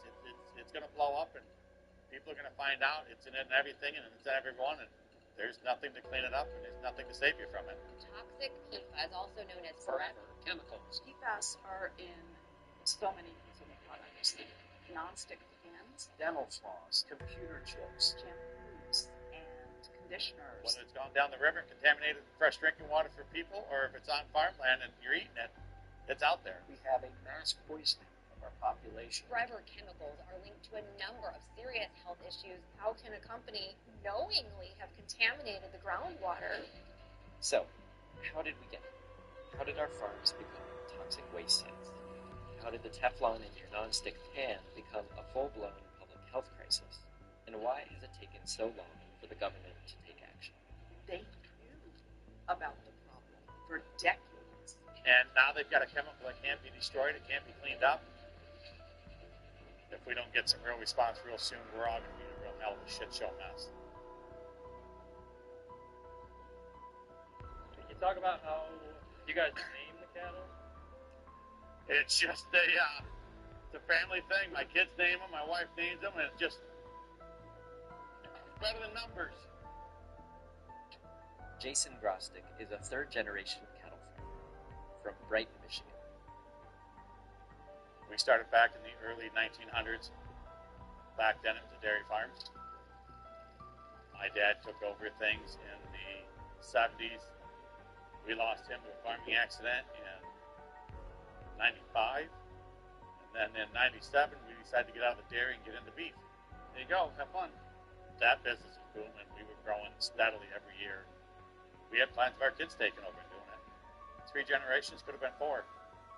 But as we look at it now with PFAS shutting us down in 2022, there's no growth here. There's no more family farming. A few years ago, Jason got a call that he wasn't expecting from the Michigan Department of Agriculture and Rural Development. January 27th of 2022, got on a Zoom meeting with 4 people I'd never seen in my life. The head of MDARD, he starts apologizing, all sympathetic, and this, that, and the other thing. And I finally said, what the hell are you talking about? You don't know? And I said, no, what? He said, well, we're serving you a seizure notice today. You're shut down. Nothing leaves the farm. Without warning, the state of Michigan had shut down Jason's farm, declaring it contaminated and unusable. They cited high levels of so-called PFAS in the land. This is the bucket of tags of all the animals we lost. Either they died because of it, or we dispatched them to save their own pain and misery. It's been tough on my wife and kids. I was just a miserable bastard for 2 years, and they got the brunt of that shit show. I mean, they took away my livelihood. They basically bankrupted me. They told me I'd be back in business in no time. Here I am, 3 years and a few months into it, and I don't have rights to farm. The government took all that away from me over something I didn't do. I didn't dump the chemical here. Jason's farm was poisoned by PFAS chemicals that were buried within a type of fertilizer called biosolids. Every time you flush your toilet or do a load of laundry, that water goes to a wastewater treatment plant, and biosolids are the leftover byproduct of that process. For decades, the EPA has encouraged the use of biosolids as a cheap fertilizer. I'm not the only one that took biosolids. The EPA said it's clean. The state of Michigan said it was clean. And I'm on a small scale. Some of these farms are creating tens of thousands of gallons of milk a day. How many homeowners does that hit? It's estimated that as many as 20 million acres of farmland across the country could be contaminated with forever chemicals. There's PFAS in West Virginia, New Mexico, Arizona, Wisconsin. I mean, it's showing its face everywhere. So, how did this happen? How did forever chemicals end up in our waste? And who put the poison there in the first place? There's something wrong with this, Cal. And they keep trying to tell me there's nothing wrong with these things. I called the West Virginia State Veterinary, Don Thomas, and the only thing he asked me is, do you have a good attorney? You know, when Mr. Tennant first reached out to me and was concerned about his cattle, we thought, this is going to be a fairly straightforward, quick, easy case. We had no idea that we would be dealing with PFAS or any of these completely unregulated man-made chemicals.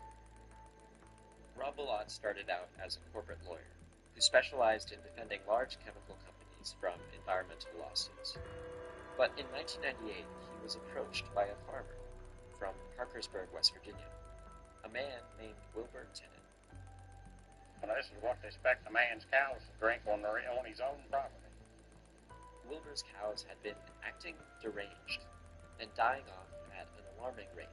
There was a serious problem occurring on that property.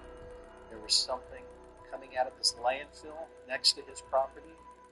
That landfill belonged to the largest employer in town, the chemical giant DuPont. It took some battling in court to finally get DuPont ordered to start turning over their internal files. What I began to see there really kind of changed my entire perception of what I thought I knew about environmental law in the United States. Those documents, 110,000 pages in total, contain private letters, health reports, and scientific studies, and Rob kept finding mention of one chemical in particular. PFOA, perfluorooctanoic acid. We were dealing with a chemical that had been invented by the 3M company right around really the time of World War II. It was DuPont that was around the same time had invented its own new chemical called Teflon. Who doesn't stick to Teflon? Teflon was famous for its non-stick, waterproof properties. But to make Teflon at scale, DuPont needed the chemical that 3M was producing. So they started buying it in huge quantities, shipping it to what would become the largest Teflon plant in the world, right outside of Parkersburg. They were concerned, though, by this unique chemical structure of PFOA, this 8 carbons attached to fluorine. The DuPont scientists realized that was a very strong chemical bond, something that probably wouldn't be able to be broken apart. The concern became at that point, what would happen to living things that might get exposed to this? So by the early 60s, DuPont started running its own experiments on rats, rabbits, and eventually their own workers. And they kept finding a concerning pattern. There was a wealth of information within both 3M and DuPont that this particular chemical was toxic, persistent, cancer-causing. Yet all of this information was essentially kept internal to it. And this information had been covered up. The public hadn't been told, the regulators hadn't been told, the scientific community hadn't been told. Armed with all of this evidence, Rob was able to settle Wilbur Tennant's case in 2001. But by that point, he had already opened Pandora's box. What we had seen in the internal DuPont documents was that the same chemical was also getting into the public drinking water of the entire surrounding community, about 70,000 people in that area. So we had filed a new lawsuit against DuPont, this time a class action on behalf of the entire community. That lawsuit eventually yielded a settlement of $70 million. But DuPont still refused to acknowledge that their chemicals could have played any role in causing widespread health issues in Parkersburg. So the settlement was used to do something unique. The money went towards developing a massive health study conducted by an independent panel of scientists. We got 69,000 people out of the 70,000 in that community who came forward and participated. Probably some of the biggest human health studies ever done on any chemical. And by 2013, they had confirmed that drinking PFOA in the water was linked with 6 different diseases: kidney cancer, testicular cancer, ulcerative colitis, thyroid disease, preeclampsia, eye cancer. Today, there are dozens of companies that produce these chemicals, with more than 10,000 varieties of PFAS on the market. They can be found in the tap water of nearly half the country, in sewage sludge that's spread across our farms, and in the blood of more than 99% of Americans. It's enough to make anybody want to throw their hands in the air and just walk away from it. You can't because it has real life, tangible health consequences. Cindy Boyle lives with her husband on the outskirts of Marinette, Wisconsin. For years, without knowing it, they were drinking water that had been poisoned. Tyco Johnson Controls, they manufacture a triple F firefighting foam, not very far from our home, and they open ground tested this firefighting foam for decades. Looking back at that, we just had a small family of 4, and my mom had kidney cancer as a young woman. My sister has thyroid disease. I have a full thyroidectomy. My dad had a brain tumor. He's got, prostate cancer, all kinds of health issues. When she tested her blood, Cindy found that her PFAS levels were 5 times higher than the national average. It really lit a fire under me that we unknowingly fed this to our children in their bottles. One night I was sitting in a parking lot on the phone with my sister. Sorry, it was very late, and I was venting to her, saying, "What do I do?" And she just called it like it was, and she said, "You're either going to fight this yourself with whoever will help, or you're going to leave this for your kids to deal with." And it sounds so trite, but that was the truth. And I hung up, and that's been the path ever since. We've met with all kinds of different people on this, and my plea has been, please legislate this. Because once you legislate it, now you must test for it. In many cases, when you test, you find. When you find, you must report. When you report to people that they've been drinking poison, a lot of them react the same way we are. They don't like it. In states across the country, activists like Cindy have successfully fought to hold corporations accountable and to protect their communities from forever chemicals. But that progress is only a patchwork. Many states have no guardrails at all, and even the states with stronger protections are still leaving people behind. With biosolids being applied to the soil the way they were, how am I the only one in the state of Michigan that's not allowed to farm? I don't know if there's a governor or a president that technically cares about the public. And they sure as hell don't care about one farmer in the state of Michigan. It raises an important question. Why have we not made more progress than one would expect?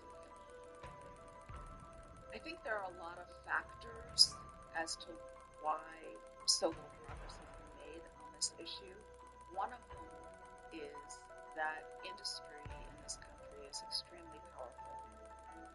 Kyla Bennett worked at the EPA for 10 years.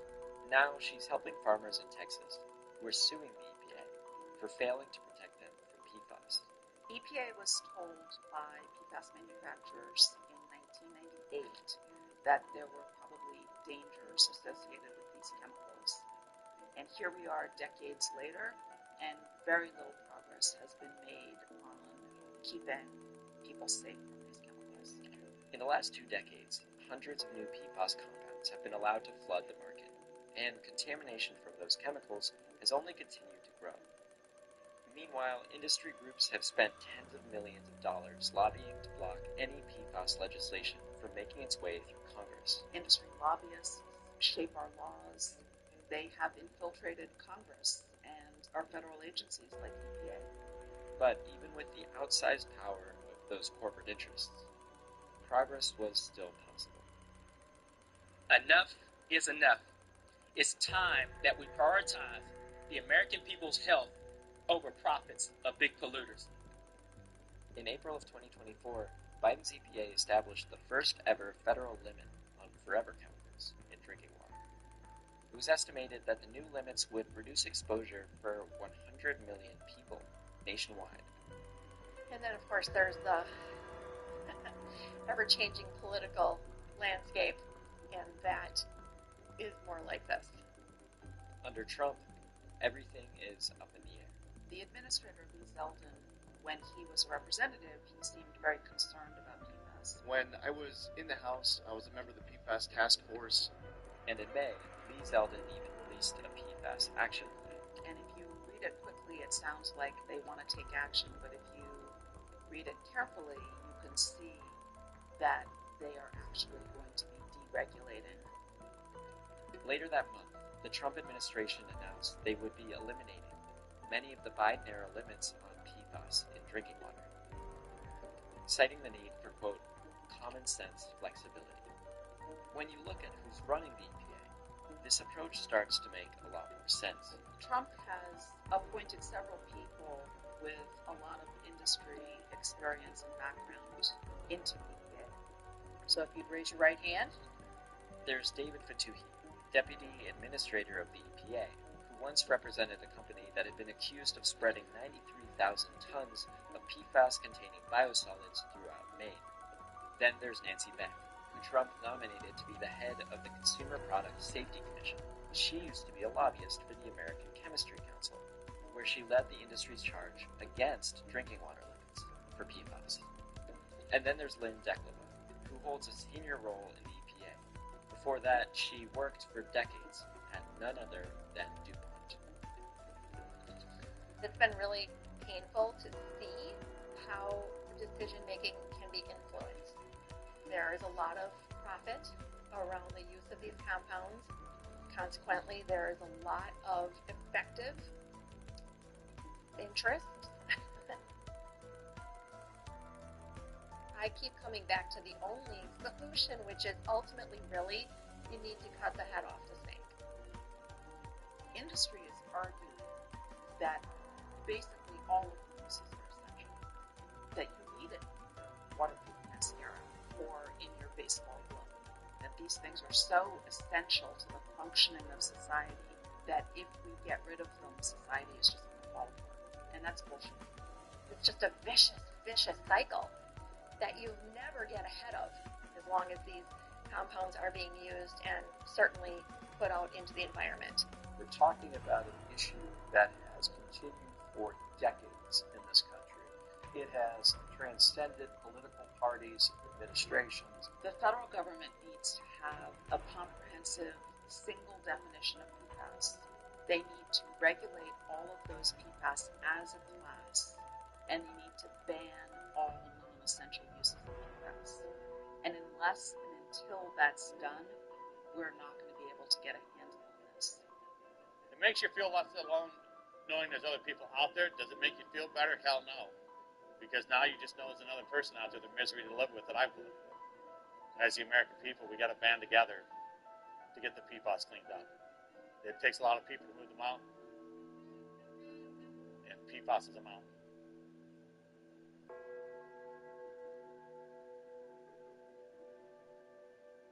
Hi, thanks for watching our video.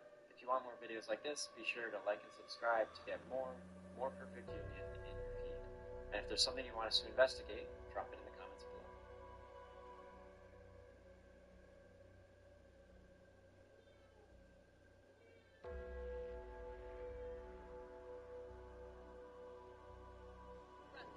Run. There may be a snake. There could be an alligator.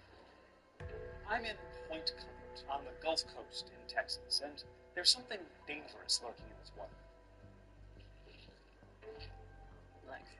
Oh, wow. That's all plastic pellets in there. Plastic pellet, plastic pellet, plastic pellet. Microplastics have shown up in the blood, brains, and testicles of nearly every human tested.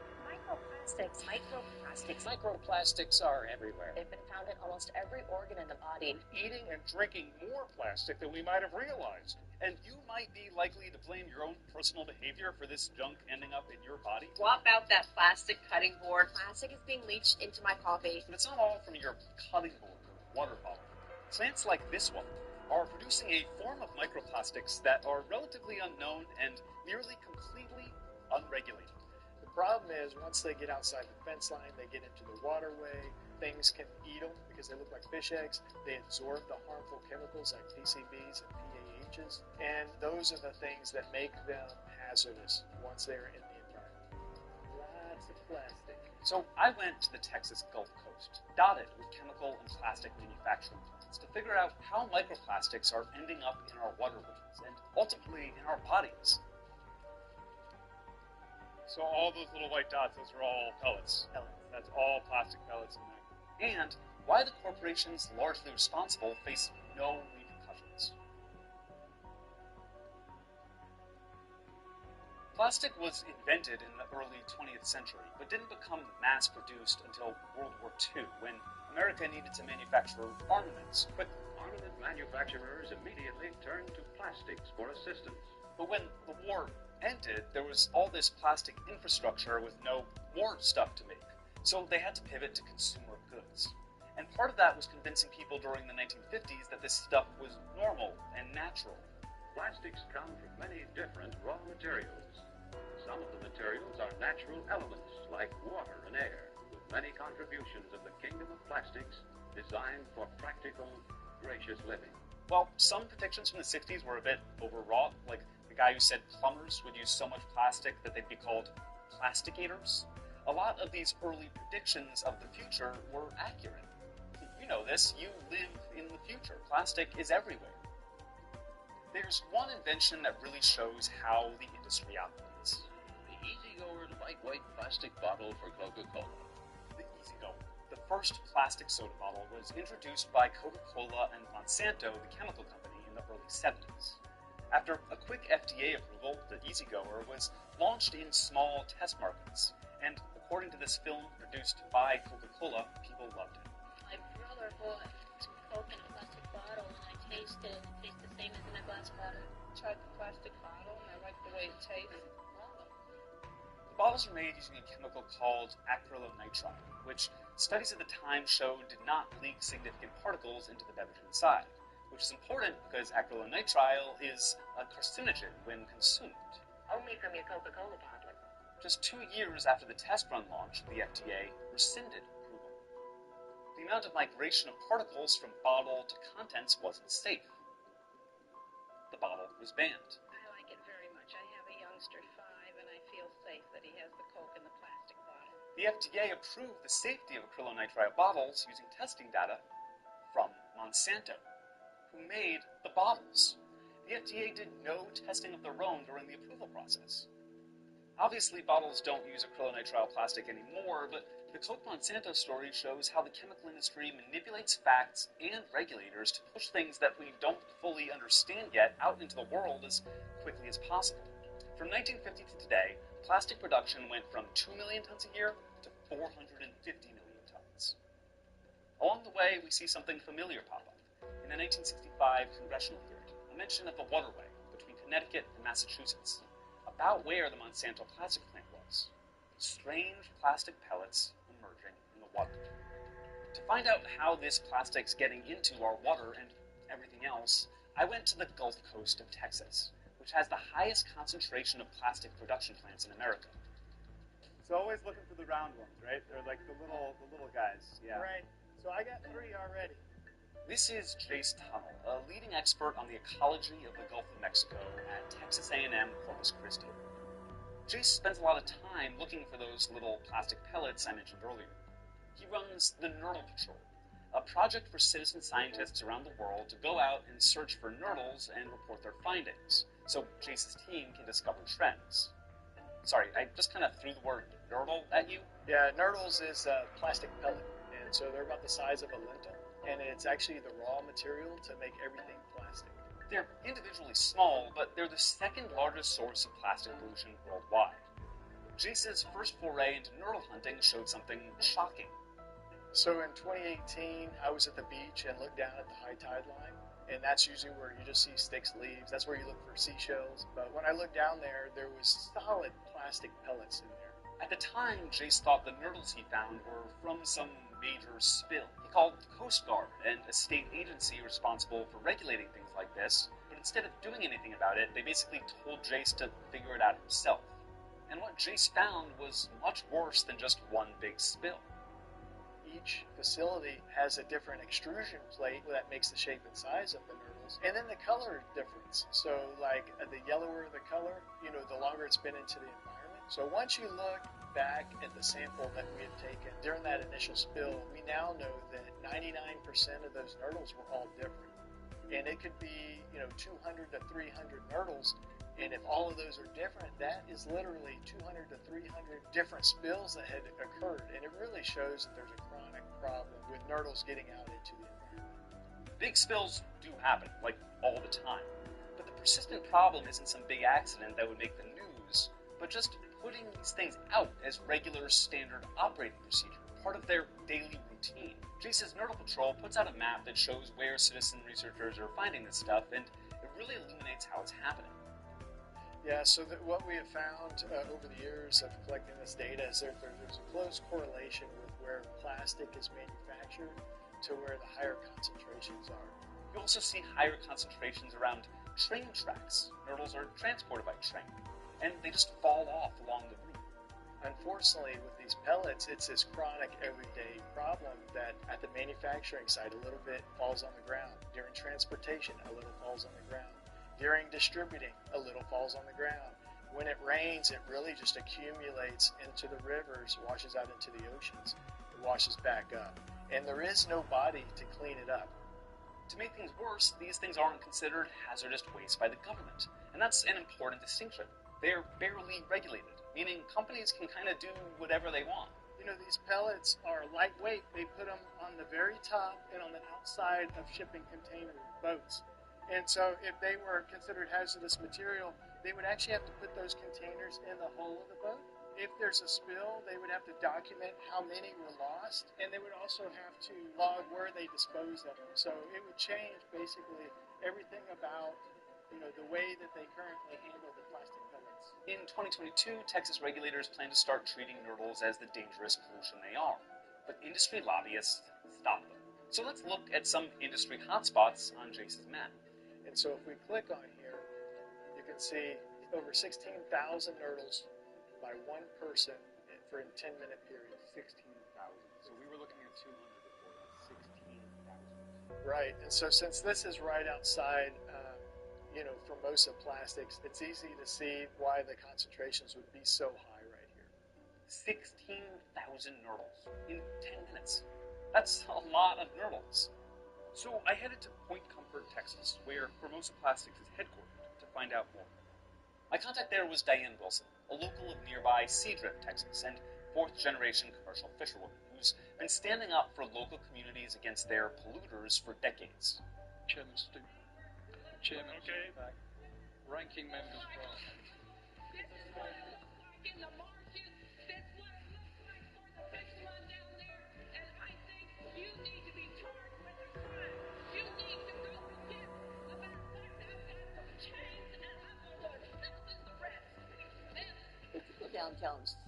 Downtown Seadrift, we used to have steelworks, we had marine supplies. All that business is gone. Yeah, it's gone. And you think that is that linked directly to Formosa moving in? Well, it's all of the plants, but Formosa has made a big impact. Formosa, a Taiwanese company, has had a presence in Texas since 1979.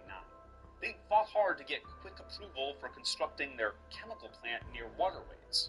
10 years later, they fought hard to get approval to expand it, threatening to move the entire plant out of Texas if they didn't get approval tomorrow. The money's coming in, but what happened to the money that all these families, these workers, these small businesses were making? Do you know they don't even count them? Nowhere in there is the cause of the devastation of all of these fishing communities, the fish houses, the jobs that went along with them. The state and federal regulatory agencies decided the impact of the plant and its expansion were minimal in comparison to what they saw as an economic boon for the area. But the only boon was a boon of plastic waste everywhere. It was in people's swimming pools, it was on their cars, covering their cars. So it was everywhere, except it was total denial, and the state wasn't doing anything. But there was someone who could do something. Diane. Like all of us, she kind of has the power to be a regulator herself due to one bill. In the Clean Water Act, there is a provision that if the state or the feds are not enforcing, then a citizen can. So Diane started collecting evidence to sue Formosa Plastics for polluting the waterways. I found out where all of their stormwater outfalls were, and I got a kayak, and I literally discovered them myself. Nobody told me where they're at. When you have rain, everything is jammed, and it goes over, and it just goes out. Straight into the Straight out here. Plastic was everywhere. She allied with workers at the plant who saw firsthand how cavalier Formosa was in mishandling the leakage of vinyl chloride, a chemical used in plastic production that, at high enough levels of exposure, can cause cancer. They would have maybe a 2,000-pound release, and it was like all over the yard, it's all over the cement, it's in the ditches, it's overflowing. And he says his supervisor would come in and like, well, how much is over there? And he said, tell me what you want me to write.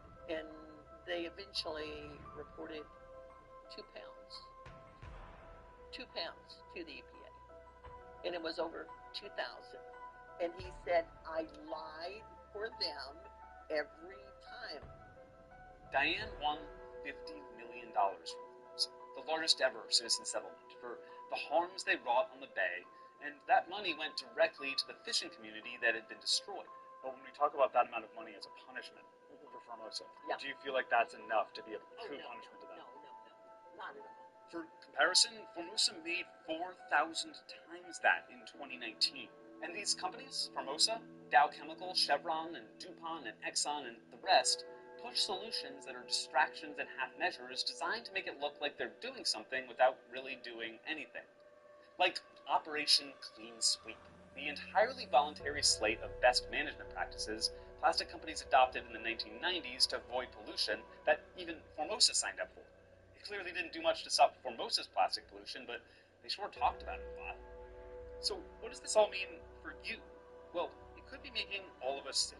Researchers at the University of Vienna have even linked microplastic ingestion to colorectal cancer. At the same time, we're seeing more and more of that cancer among surprisingly young people. The effects on the endocrine system, that's where hormones are produced, are widely documented. And microplastics are showing up in fetuses and placenta. We have no idea what this will do to our next generations. It's real concerning to read all these papers that come out and hear that there are microplastics in our organs. What long-term impacts is that going to have? Do we have a real answer for that yet? Congress may finally be doing something. The Plastic Pellet-Free Waters Act was introduced to Congress in early 2024 to address the lack of EPA and state regulation on nurdles. But the plastic industry's been pushing back hard, citing the Do Nothing Clean Sweep program as evidence the regulatory changes are unnecessary. And it's important to remember it didn't have to be this way. This is all about profit.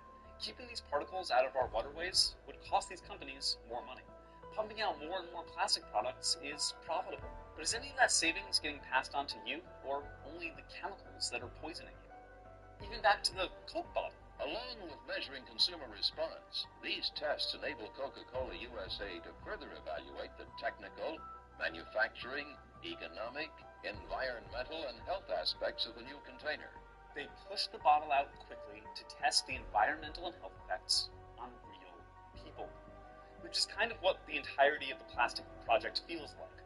Unfortunately, I think we're probably going to learn the hard way of what the real impact is over time. Today, plastics are changing the appearance of our everyday world.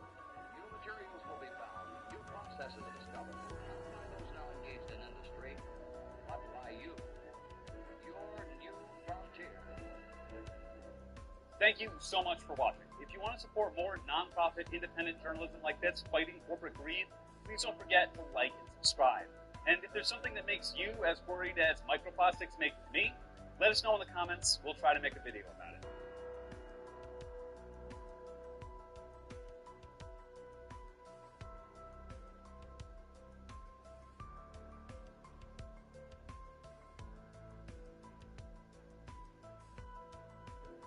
Sometimes the most shocking corporate misconduct is hidden in plain sight, invisible to the naked eye.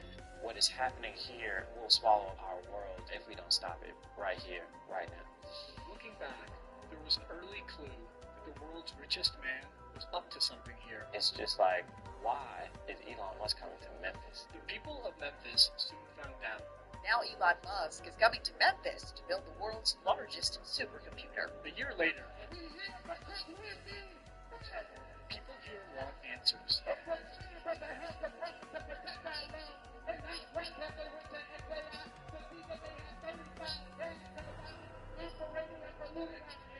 We went to Memphis and found an environmental crime scene. Musk's data center burning enough methane to power a small city with no permits and no pollution controls. I have not seen anything like this. We believe they've already violated the Clean Air Act. As Musk helps dismantle the very federal agency that's supposed to protect us against pollution like this, there is no way to miss how this is a coordinated strategy. What does Memphis reveal about the future Elon Musk wants for us all? So the mission of XAI and Grok is to understand the universe. In 2023, Musk founded XAI to produce and sell artificial intelligence. We want to understand the nature of the universe so we can figure out where are the aliens, what's the meaning of life, how does the universe end. Its main product is Grok, an AI chatbot that he's incorporated into Twitter, or X. Musk was entering the race to dominate the AI market, but he was arriving late, years after competitors like OpenAI and Google had begun training their AI systems. So in Musk's mind, he had to move fast. We went to the data center providers and said how long would it take to have 100,000 GPUs operating coherently in a single location, and we got time frames from 18 to 24 months. So we're like, well, 18 to 24 months, that means losing as a certainty. So the only option was to do it ourselves. Been waiting for this moment. I'm pleased to announce that XAI's Gigafactory of Compute, the world's largest supercomputer, is to be located in Memphis, Tennessee. Musk dubbed the project Colossus, after a movie about a supercomputer that becomes sentient and assumes total control of the world. And so, my fellow human beings, we all directly and indirectly live in the shade, but not the shadow of the Colossus. When you think about the computational power that it will take to put humans on the surface of Mars, that's going to come from the gigafactory of compute that calls Memphis home. We were told that by the company. And so it required speed and power. It's announced as a done deal. Keyshawn Pearson grew up in South Memphis. A billionaire and his organization is coming to our city, and we're just finding out after the land has been purchased, after the project has been approved by certain officials, right, who did know. This is huge. This puts the word out there that Memphis understands operating at the speed of business. As a community, we're trying to reach out to people and understand what is XAI. He built it without us even knowing that it was being built. We had to watch this over X or Twitter. Brent Mayo, Elon Musk would tweet often about where they were in the progress, how fast things were moving. To train an AI system, a data center requires an enormous amount of electricity.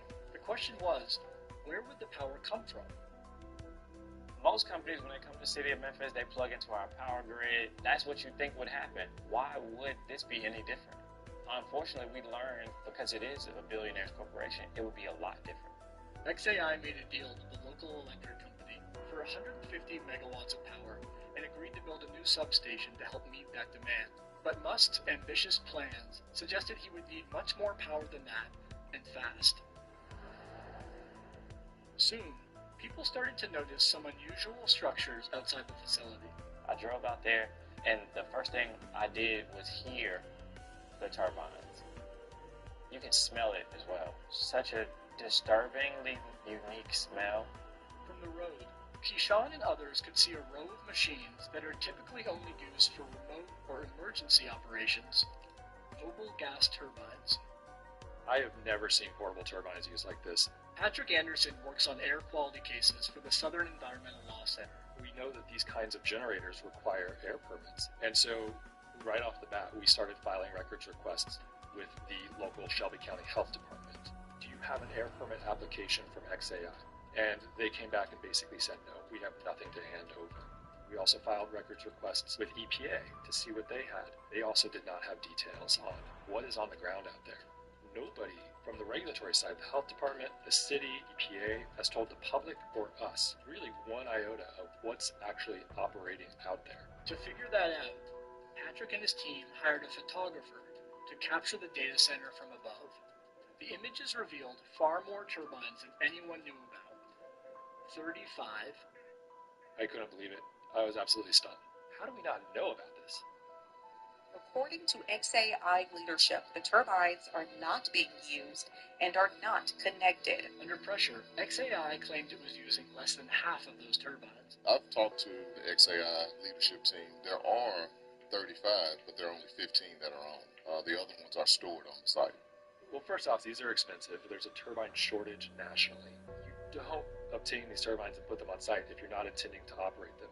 So Patrick and his team sent the photographer back out with a high-end thermal camera. What we saw is 33 of the 35 were very clearly operating. The turbines were capable of generating about 420 megawatts of electricity, enough to power around 300,000 homes. They built a power plant out there. And they've done it overnight, no air pollution controls, quick and dirty, no permit. I mean, what you've done with the cluster in Memphis is incredible. Just in a handful of weeks. Any given thing can be sped up. Like, whatever the speed is being done, it can be done faster. This is the largest AI cluster in the world. This place is absolutely amazing. That is like superhuman. I mean, Elon's singular. Building a massive factory in the short time that was done, there's only one person in the world who can do that. And this entire supercomputer is built to power rock. We were given a tour at XAI, looking at the facility. Very impressive, very exciting for Memphis. Their commitment to the community is remarkable. It's unique in my experience. Joseph Goffman has worked on air pollution issues for decades. Until January, he ran the EPA office that regulates air quality.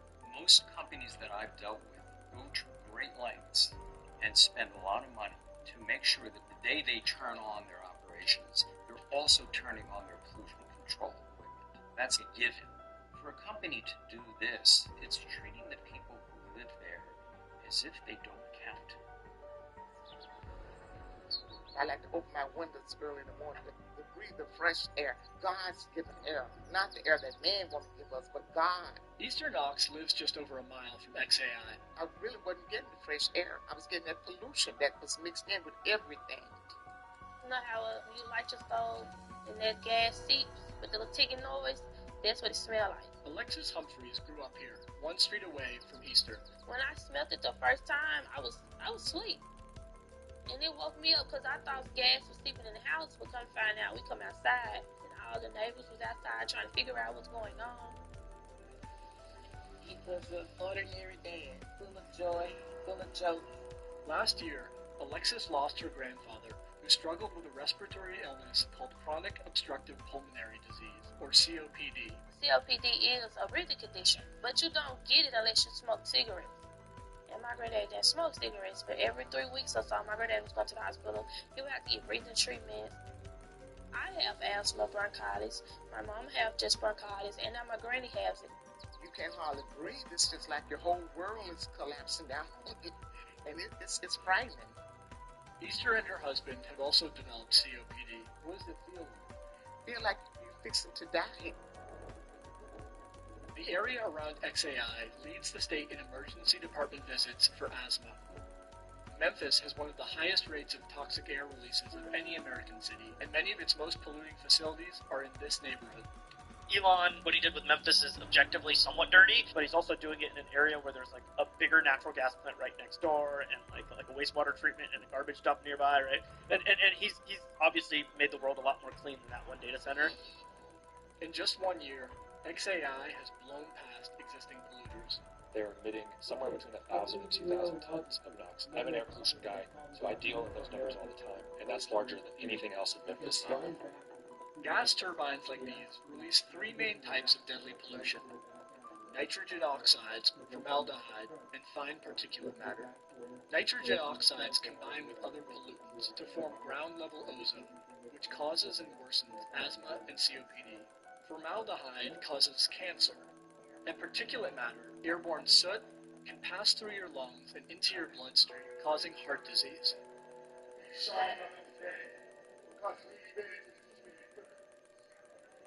Sold us today because we find. We sold us here today because we're finding. And we have an expectation of the people that we elect and put into place. We expect them to do what is in our best interest. Not even much. And what we're saying is, that's not enough.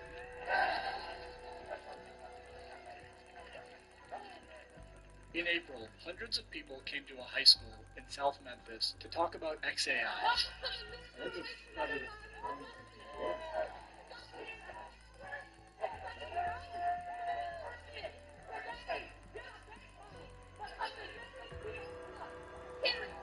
In January, the company belatedly applied for a permit to operate 15 of its turbines for 5 years.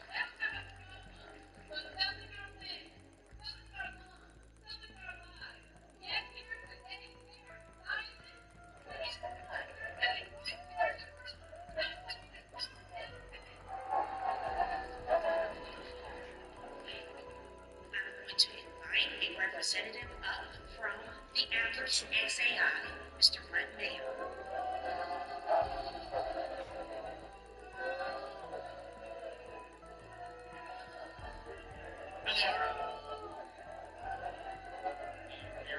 That's the first time that XAI has publicly addressed the community in any way. We understand. Here's a statement, but again, XAI is committed to meeting the highest standard for emissions. XAI is going above and beyond the required emissions. Thank you very much for your time. He immediately left after reading his script. It's extremely disrespectful. It's time to start telling the truth. The truth is that XAI just ran out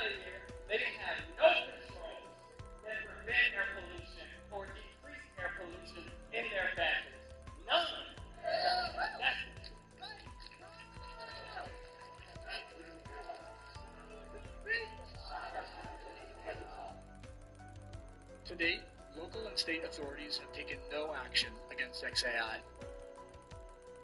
Running turbines without permits or pollution controls is also a violation of the Clean Air Act, which it's the EPA's job to enforce. But to date, the EPA has done nothing, and Elon Musk is doing what he can to keep it that way. Musk has helped the Trump administration place strict limits on the EPA's budget as part of President Trump's broader project to radically reshape the agency. Trump's EPA has begun what it calls the biggest deregulatory action in U.S. history. To fulfill President Trump's promise to unleash American energy and give power back to the states. It eliminated the EPA's office that assists heavily polluted communities like South Memphis and canceled billions of dollars of funding for addressing pollution. So you've slashed already $22 billion in grants, but you used Doge, if I'm not mistaken, to take down your head count? It's been great. The people working on the Doge mission are EPA employees. What they provide to me are recommendations. I have found that working with Elon and Doge has been fantastic, a big help to our efforts. In March, the EPA announced plans to roll back over 30 air and water quality standards, including protections against fine particulate matter. The new head of the agency describes promoting the AI industry as a core part of the EPA's mission. It's about unleashing energy dominance, making America the AI capital of the world, and the EPA can't be restrictive of that. Making America the world's AI capital means prioritizing a massive expansion of data centers, and hundreds of them are now under construction. Thank you, Mr. President. Thank you. With Trump's EPA backing that effort, there may be little recourse for the communities downwind. Culture of Silicon Valley. That culture is go fast and break stuff. A week after this hearing, XAI announced it would reduce the number of turbines it's running at Colossus over the next 2 months, but it's also dramatically expanding. I'm happy to announce that XAI is increasing their footprint. It's building a second larger data center. Oh yeah, we've already started work on the next cluster. Yeah, about 5 times the power. Where its construction permit application indicates it's considering using between 40 and 90 gas turbines and enough electricity to power 40% of Memphis. So we're not like stopping here.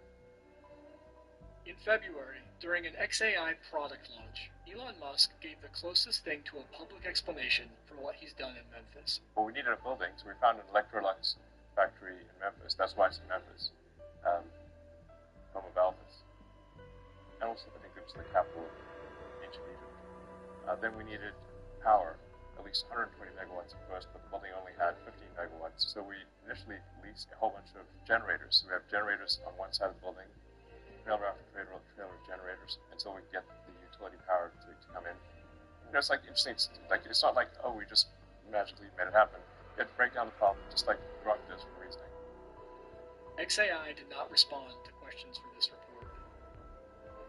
What's happening in Memphis? That is Elon's vision. Mr. President, all systems activated. Congratulations, Dr. Coleman. It's a marvelous achievement. Thank you. A technocracy, to be able to do whatever he wants, whatever he chooses, to experiment, to kill, to destroy the environment at the behest of his machines. What that will amount to is a plantation economy for the rest of the world. A desolate wasteland of data centers is to follow. Thanks so much for watching our video. If you'd like to see more stories like this, be sure to like and subscribe to our channel to get more Perfect Union in your feed. And if you have ideas for other stories we should investigate, just drop them in the comments below.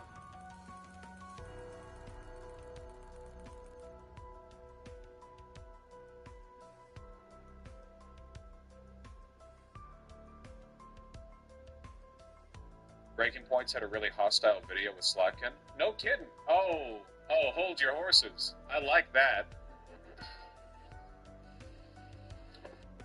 Crystal and Saga grilled Dem Center on Epstein's Iran Israel. Slotkin's the deep state ghoul they're trying to pitch up as like the next generation of, Schumer types.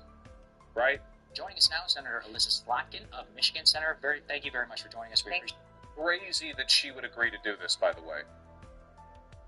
Crazy that she would agree to do this. Sure, having me. We have a very limited amount of time.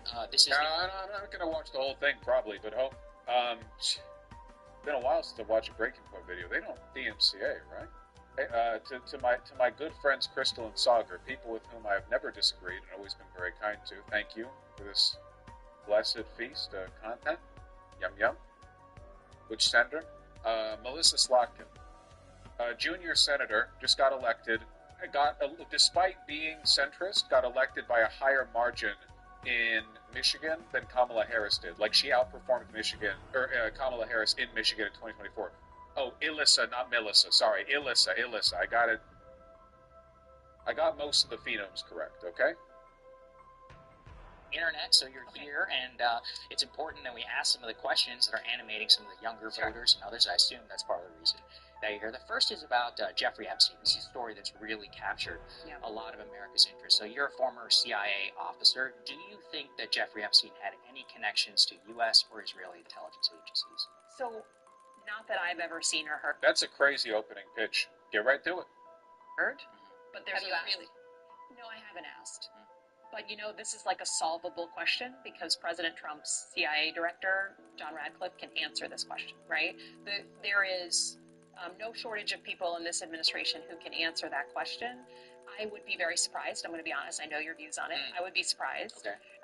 But I'm like a Middle East analyst. I was doing my time going after terrorist groups and militias in Iraq. And so I never saw it. I never heard anything about that.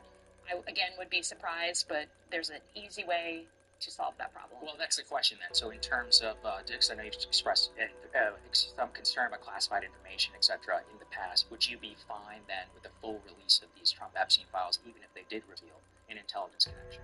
Yeah, I mean, I think at this point, it's such a distraction from, in my mind, like what I really... Oof. Okay, so I'm a little undecided on Slotkin, all right? I think she's an agent of the deep state. That much is obvious. Literal CIA agent, right? But what I'm curious of is how much is she following the water line and how much is she setting it, So there are people like Chuck Schumer, right? Chuck Schumer is the deep state. However, Chuck Schumer isn't just, idly following a set of guidelines, principles, and consultant biases that he happens to subscribe to. He is an active agent of maintaining things, keeping them a certain way, My job is to keep the left pro-Israel, right? He understands what he's doing. He's not just responding to prompts, he's setting them. I'm interested because in her case, she's young. She's not old enough to have had the connections necessary to really, establish that kind of authority. I'm interested in seeing whether she follows the watermark or she tries to set it. Does that make any sense? Either way, deep state, etc., etc. But there is a possibility, however slim, that she sees the writing on the wall and shifts in a way that could be advantageous to us. And it would be advantageous for people like this woman, to acquiesce a little bit to left pressure. But will she? Well, let's watch the damn video. Care about, which is helping people live well in Michigan. Just get it over with and get it out. And this wasn't my issue. It's still not the thing that wakes me up in the morning and I want to work on. But I think it's okay to say it's a full distraction now in Washington. Everyone's talking about it. So just unveil it, do whatever you need to do, answer the questions, and move past it. Well, that's the last question then. So this is some accusations here from the Republicans on Epstein here, just about, why didn't you care for 4 years? I know you asked the question in 2020, you said, I don't care particularly about Bill Clinton, etc. I mean, that's somewhat understandable, but we do have a person, very specific circumstances, let alone, the sex trafficking organization. So, why don't you answer that question? Why is this now is the time that you do Yeah, and and not obviously, particularly care? it's horrible when you have a file and someone who had a literal pyramid scheme of recruiting 14 and 15-year-old girls for illegal sex. I mean, it's horrible. At the time, I sort of saw it as one of these horrible stories that comes out every 5 months, about somebody. I think the Weinstein thing had happened. There weren't Michiganders, to my knowledge, who were involved, women, young girls who were involved. So I kind of saw it as a horrible moment, but not particularly something that's going to decide whether someone in my state can buy a house or get a good job. So to me, it was just it wasn't a strategic issue. Right? This is not an entirely indefensible answer, I guess, if you're weighing her heart against a feather. It's stupid politically, but I also don't expect her to be very politically savvy because, again, junior senator, right? when people like Schumer or Pelosi say the Epstein files are distraction, I take that as malicious non-involvement on their part, because they're both seasoned enough to know that this is a huge wedge you can drive against the Republicans. For someone like Slotkin, I think it's potentially a little more reasonable for her to sit there and say, well, it doesn't really affect Michiganders, right? It doesn't actually affect constituents in the day-to-day, so I wasn't focused on it. Why are you being so lenient towards her? I'm not being lenient. What I'm trying not to do is be reflexive, because I still find her career interesting. I'm already positioned against her. Keep this in mind. When I say, oh, I think she's an agent of the deep state, I'm not being flippant, okay? But I think it's important you understand fairly. This is the difference between Marx and every other jackass who pointed out that the fact that factory owners owned everything and the workers owned nothing was evil, right? Marx took the time to sit down and try to figure out the underlying logic of how it all worked. I think it's important that people on the left do that.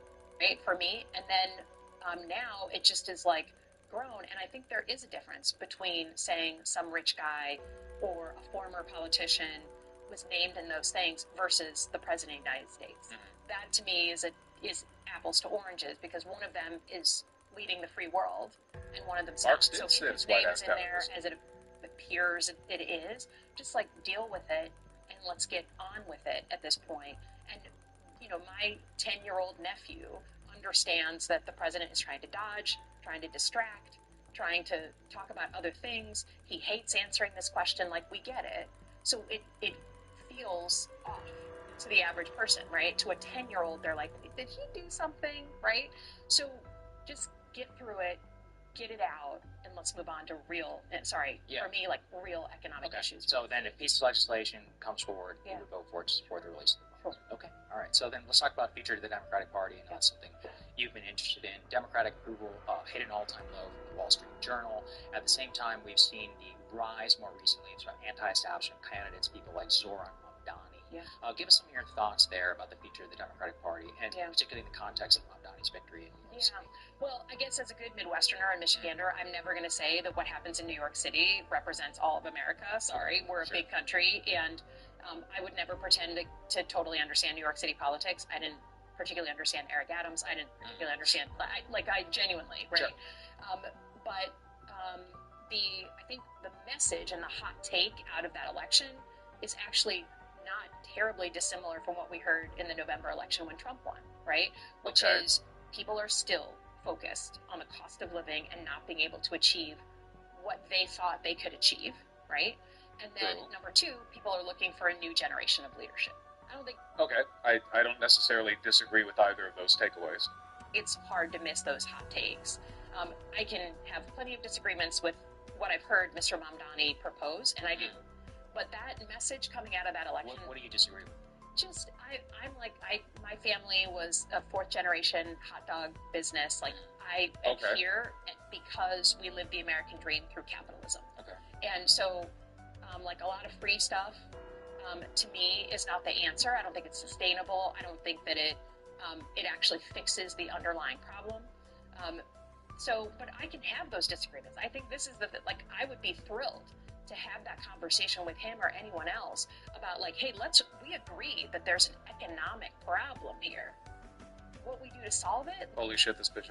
I'm operating on a different level to you guys. Unfortunately for you, you don't understand.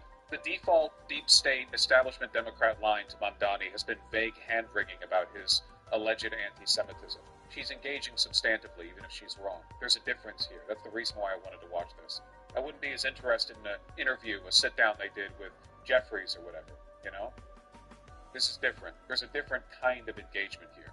But what she's saying about capitalism, sure, me too. But there is a difference. Let's have that debate, and adults can debate and not want to kill each other's children. Well, let's talk then about leadership. So you just talked about that. We see a lot of that from our show. Some of the Democratic side of our audience here is Democratic leadership. Do you still support Chuck Schumer's leadership? I'm giving you. Hey, put that down. Trying to eat the damn geckos. I'm just trying to make sure you guys aren't positioned the wrong way here, okay? Don't make me reflexively defend her. You have to properly understand the stuff you criticize, all right? I understand we've been having a fun old time calling, establishment Democrats, deep state, Republicans are all piles. And are these things true? Of course they are. But you need to be substantive and incisive with your criticisms here. She's a different case than a lot of these people. She's been positioned perhaps with more authority than most would expect from a junior senator. The fact that she was the one who gave the response in Trump's State of the Union, address some months back. It's very obvious there are people in power who want to front her as the new generation of centrist leadership. So I'm interested in the way she posits her responses. The fact that she avoided even mentioning anti-Semitism when asked about why she disagrees with Mamdani, that's interesting. Is it possible that it's an actual ideological disagreement? I mean, believe it or not, there are people who are ideologically capitalist. They do, in fact, constitute a majority of the population of this country. Again, it's not about defense. It's about understanding, okay? We're trapped in the torment nexus. We have to understand how it works to get out. It's one of the reasons I'm usually keen on pointing out the difference between Pelosi, Schumer, and Jeffries. And there are meaningful differences ideologically between these three, right? Between Biden and Obama. There are particularities to these people. And it's not always systemic, right, or systematic. Oftentimes, it's just quirks of people's individual personalities. No matter how powerful institutions get, you can't quite override that, right? You know? Give an interview in about a month. I didn't know that. Yeah. I mean, for me, I've now served in the Senate for 6 months and the House before that. Chuck Schumer and Hakeem Jeffries have hard jobs. Like herding cats, it's not fun. I've said for a very long time, long before I got into the Senate and long before President Biden dropped out, that we need a new generation of leadership. You can feel it in, and I think at this point, I mean, especially New York, right? You're looking at New York, it's like, I'd rather roll the dice with someone new than have like the warmed over leftovers that I've already known. So I think we have a problem with that across the board. And I think one of the things I can do as the youngest Democratic woman in the Senate, and, I'm not young, I'm just young for the Senate. To be clear. You're young for us.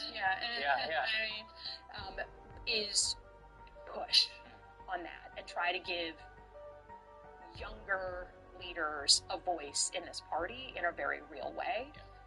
And to me, that's upward pressure. That pressure that you're talking about from the people is good. So then, shouldn't they endorse him? I mean, what kind of a message, Schumer and Jeffries, shouldn't they endorse? They're both from New York. They're both New Yorkers. Yeah. And what kind of a message does it send if, this guy won the Democratic primary? Yeah. He is the Democratic nominee. It was... The way she talks screams of her being coached by DNC leadership. No. DNC consultants maybe, but not leadership. If she was being coached by people like Schumer, I don't think she'd be speaking this way. I disagree, actually. If anything, it seems to me like she's being positioned as the person who's going to ideologically replace Schumer. You know? You have a senator, centrist, strong connections to sort of establishment mentalities within the Democratic Party. But she doesn't talk the way he does. Overwhelming. If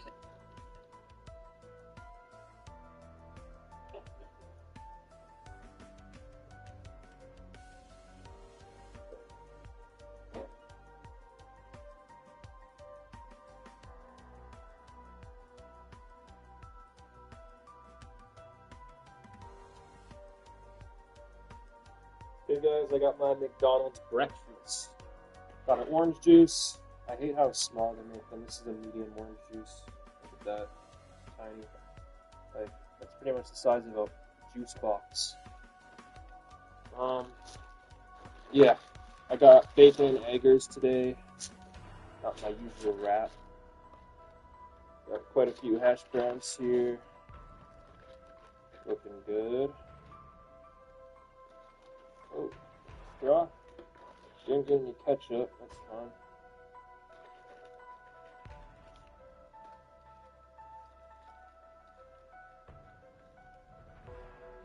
McDonald's breakfast time. Look how small these are, too.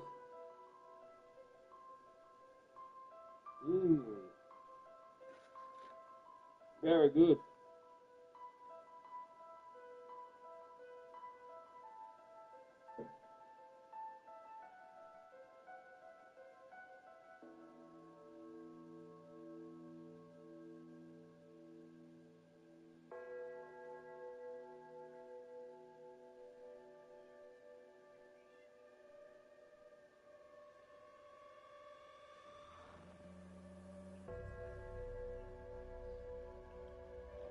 Tonight, a wildfire rages near Newfoundland's largest city, forcing parts of St. John's under evacuation alert. We are in the process of expanding the regional state of emergency. The province facing a fast-moving and unprecedented situation. They say Western Bay is like a war zone. Help is on the way, and it's desperately needed. The situation on the ground right now. Uncertainty for Air Canada travelers as a potential work stoppage draws closer. It brings anxiety, stress, it ruins plans. Where the two sides stand. A blind BC man regains his sight through a procedure involving his tooth. I feel fantastic. It's a whole new world. The surgery that's changing lives in Canada. From CBC News, this is The National with Christine Vera. Thanks for joining us. Adrian is away. This is a tense and anxious night for many in Atlantic Canada as new wildfires spark and old ones grow, threatening more homes and more communities. Newfoundland is facing an unprecedented crisis, according to the Premier. A new evacuation order has been issued near St. John's, with thousands more residents now on alert. Officials are racing to bring in more firefighting resources. Several wildfires are causing concern in Newfoundland. One is growing dangerously close to St. John's. To the west, the Kingston fire has already destroyed some buildings. And now a new fire has just started near Spaniards Bay. Fire crews are battling intense heat and dry conditions, making it even harder to stop the flames from spreading. Heather Gillis lays out the situation tonight. The wildfire crisis in eastern Newfoundland is deepening as fires threatening several communities continue to grow, including the Paddy's Pond fire near St. John's. There, new evacuation orders forced a scramble to get out Tuesday evening amid roadblocks. Evacuation alerts now cover nearly 20,000 people in and around the capital. We are also in the process of expanding the regional state of emergency to parts of St. John's, parts of Paradise, and parts of CBS. The Paddy's Pond fire is 200 to 300 hectares, but officials say it's too smoky to know for sure. Parts of the Trans-Canada Highway are closed. The situation is causing chaos at the Canada Games, which is postponing some events, relocating others. We put out a call last night to each provincial territorial chef team and said, can you come help us get the equipment out of Paradise? And they were all there within 20 minutes. This is just one of several fires burning in the province. To the northwest on the Beta Verde Peninsula, the Kingston fire, the province's largest, is now 6,300 hectares. Even from across the bay, its intensity is clear. 3,000 people have fled, many homes have burned. We anticipate, based on what we can see at this moment, that there is significant loss. The Kingston and Paddy's Pond fires are about 100 kilometers apart as the crow flies. Water bombers are flying back and forth, drenching both. A precious resource being shared, and that has some concern. I'm afraid that most people in Conception Bay North, on the Beta Verde Peninsula, will not have homes to go back to. The Premier says the province is trying to maximize resources, not prioritizing one area over the other. He adds more help is coming. 4 high-capacity helicopters are on the way, so are 2 Black Hawk choppers from Utah that will have night water bombing capabilities. Help desperately needed outside evacuation zones like this one, especially because there's a new fire next to the Kingston fire, and a regional highway in central Newfoundland, west of here, has had to close due to the Martin Lake fire. Heather, what else is the province asking for? Money, disaster relief funds, because even though it's too early to say how many homes have burned near Kingston, it will likely be significant, but in true Newfoundland fashion, people here are pulling together. Heather Gillis in Paradise, Newfoundland. In Halifax, a wildfire burning on the outskirts of the city has residents on edge tonight. The flames sent massive plumes of smoke into the sky. Let's go to Nicolas Seguin in Halifax now. Nicolas, take us through what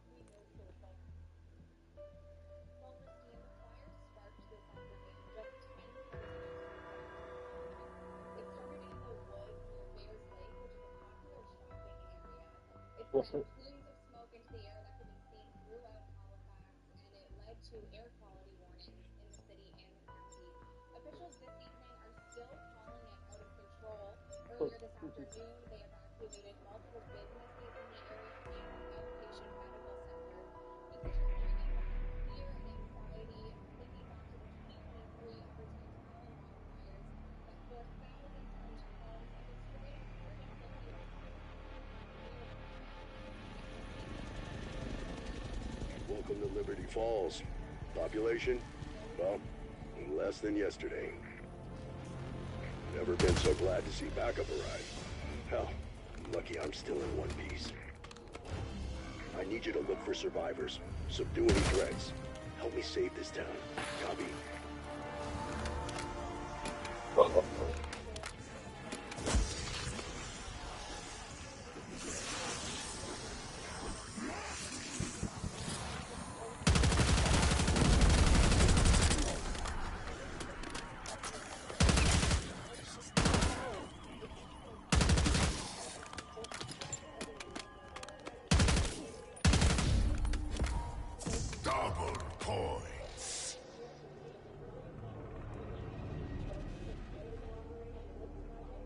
Listen up. We've got 3 scientists unaccounted for. Last seen in town. Locating and extracting them is now your top priority.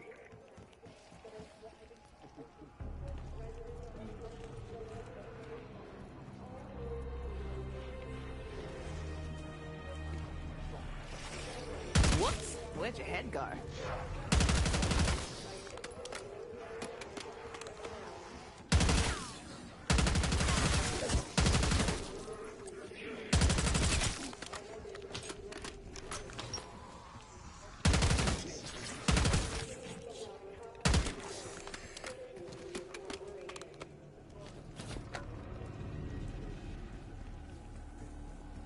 Keep pushing.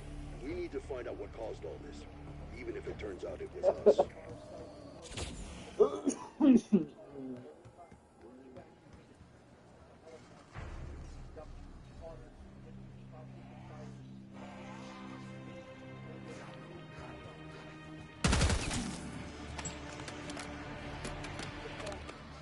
If I get a complex because of you, I'm gonna need to switch careers. Seriously, all I do is deal with boxes. Max armor. Oh, Box. You know exactly what this girl wants.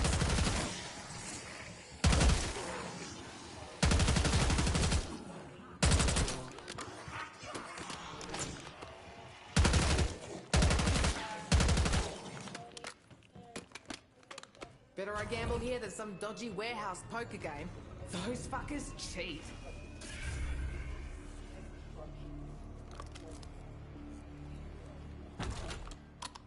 Rock on. Looks like there'll be no rest till Exfil.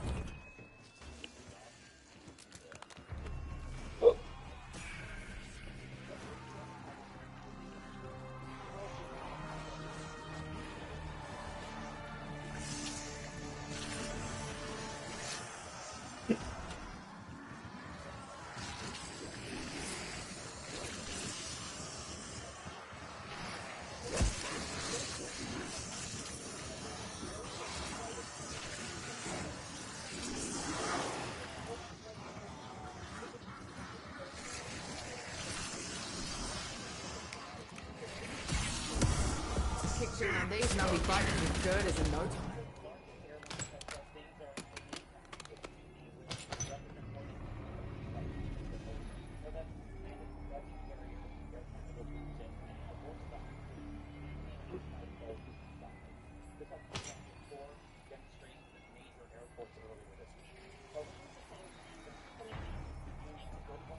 Insta-kill.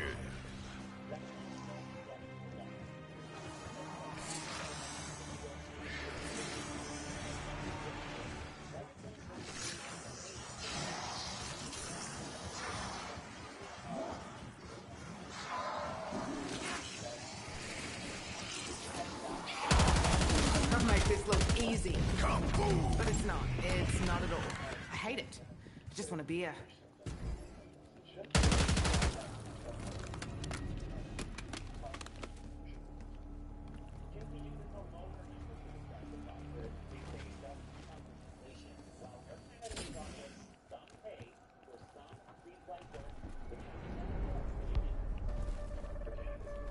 Tear them to pieces.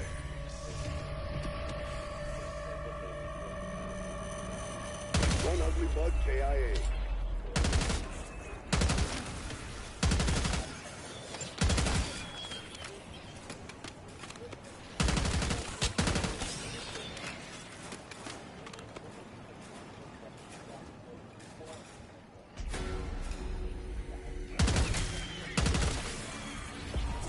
Max ammo.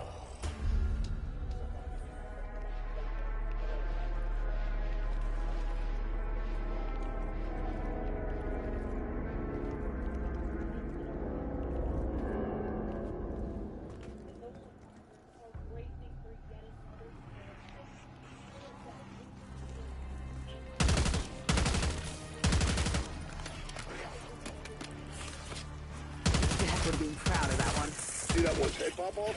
Don't let it escape.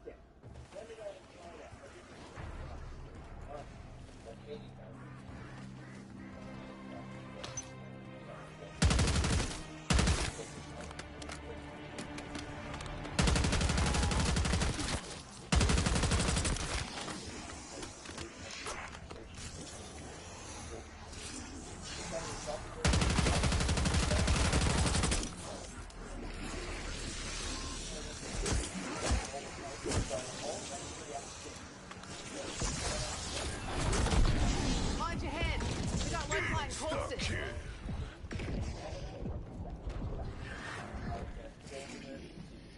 Boy, machine. You got snacks in there? I could really tear into some pork rinds right now.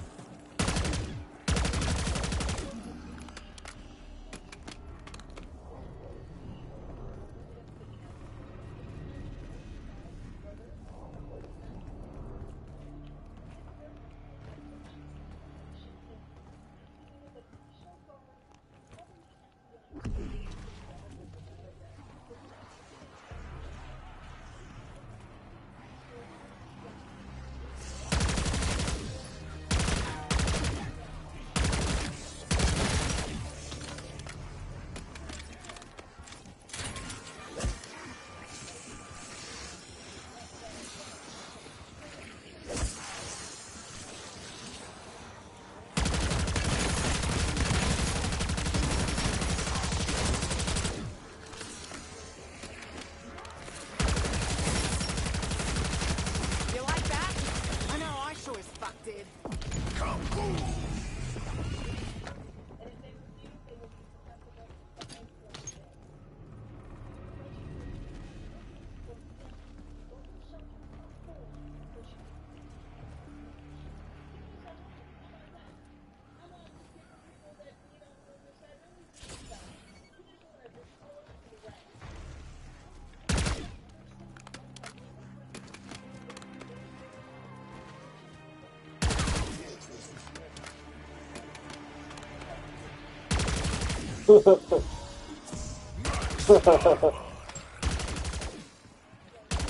See?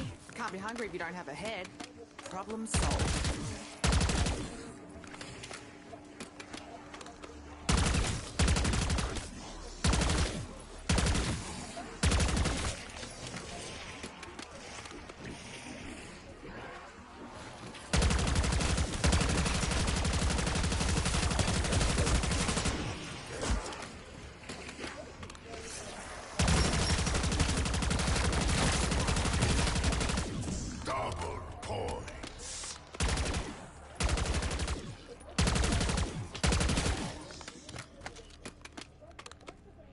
Extraction is ready when you are, Alpha.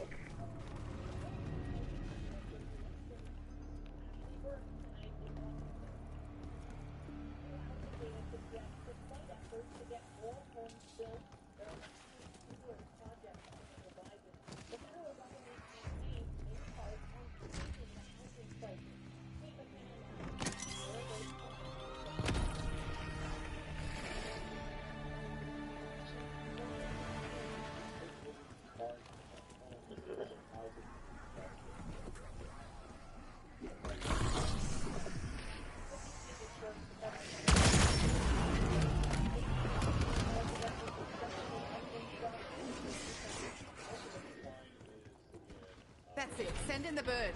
The nerds are all cranky and I'm one step away from going tits up. Roger that. Bird headed your way.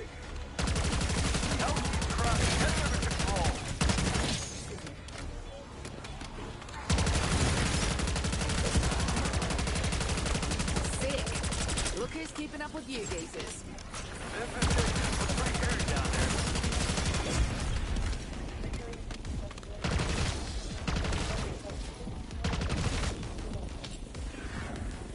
Alpha is present and correct. RTB. Nice pull, pilot.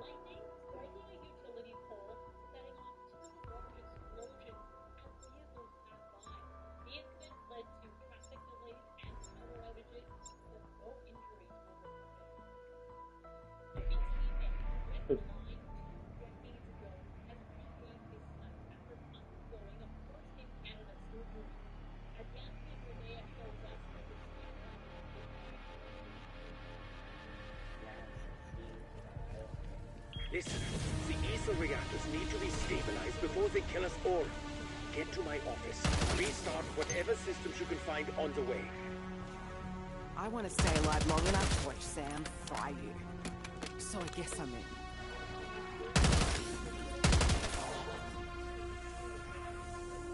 Benefits package won't cover that.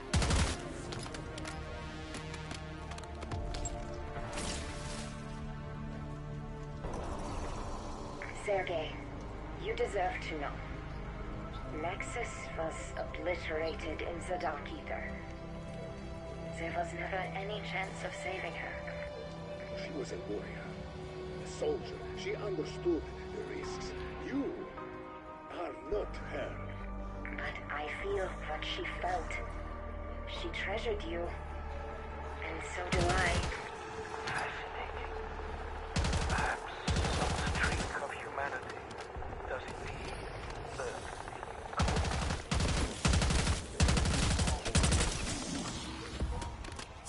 Max armor.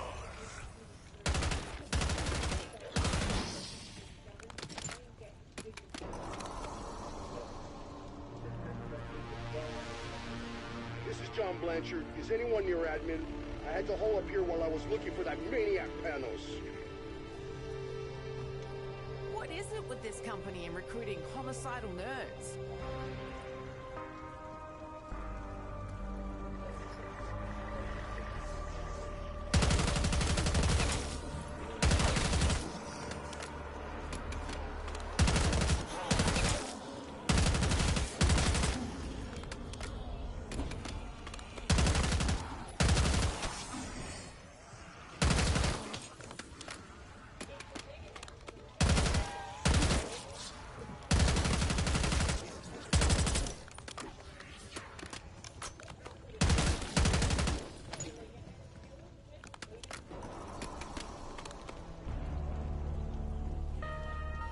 Hey, Peck, when we first met, never dreamed we'd end up here.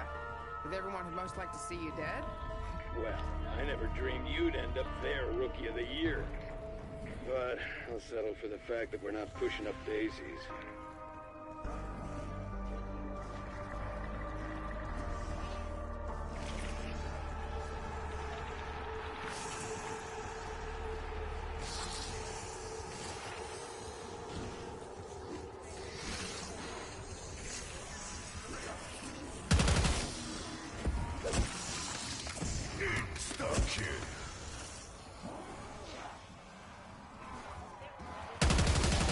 You like that? I know I sure as fuck did.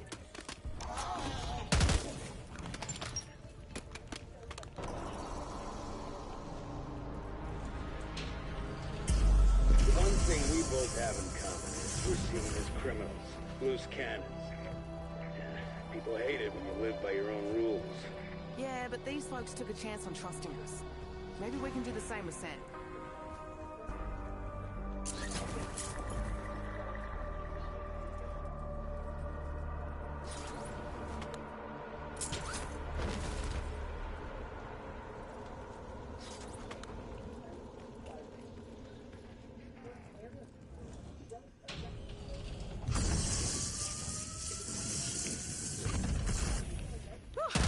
I was worried I might lose my skids.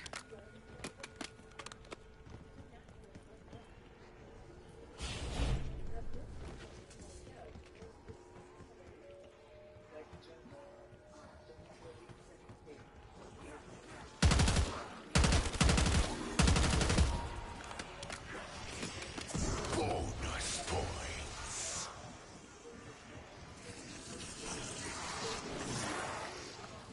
Semtex, have fun.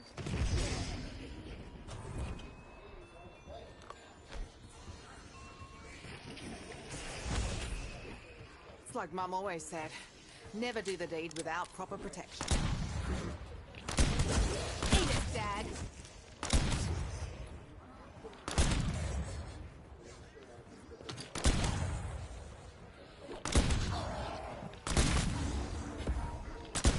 Double points.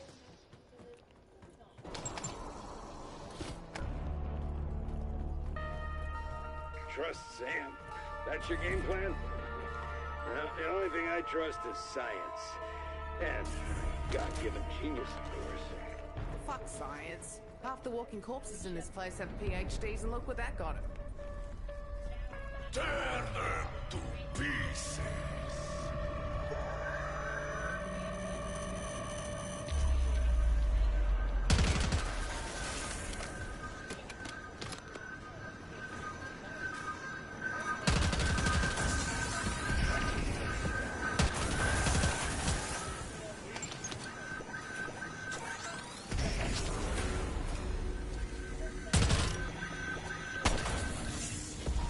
Max ammo.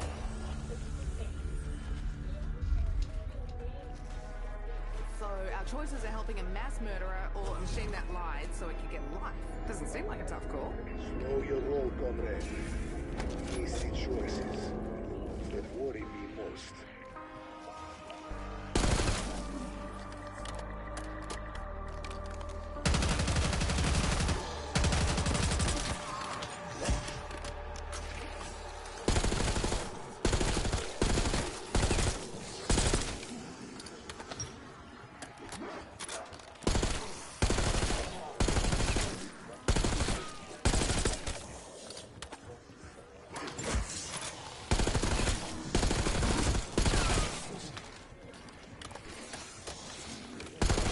Aslan, stop it.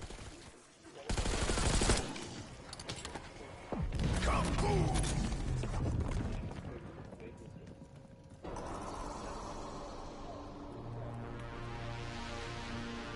I think if you decide with Sam, it comes down to a choice. Take it however you want, big guy. When the moment comes, I'll trust my gun.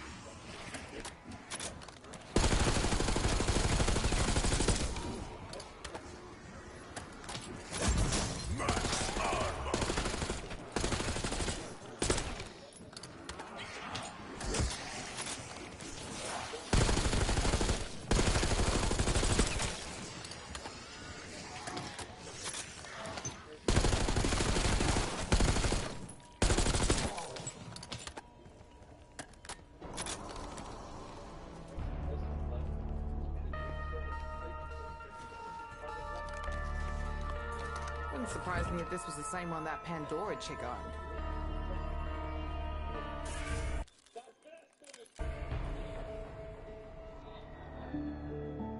To get a Russian perspective on the negotiations, we contacted Dmitry Trenin, a member of Russia's Foreign and Defense Policy Council, who spoke to us from Moscow. Territory is part of the resolution from the Russian perspective, and as we know, not only Crimea and Sevastopol.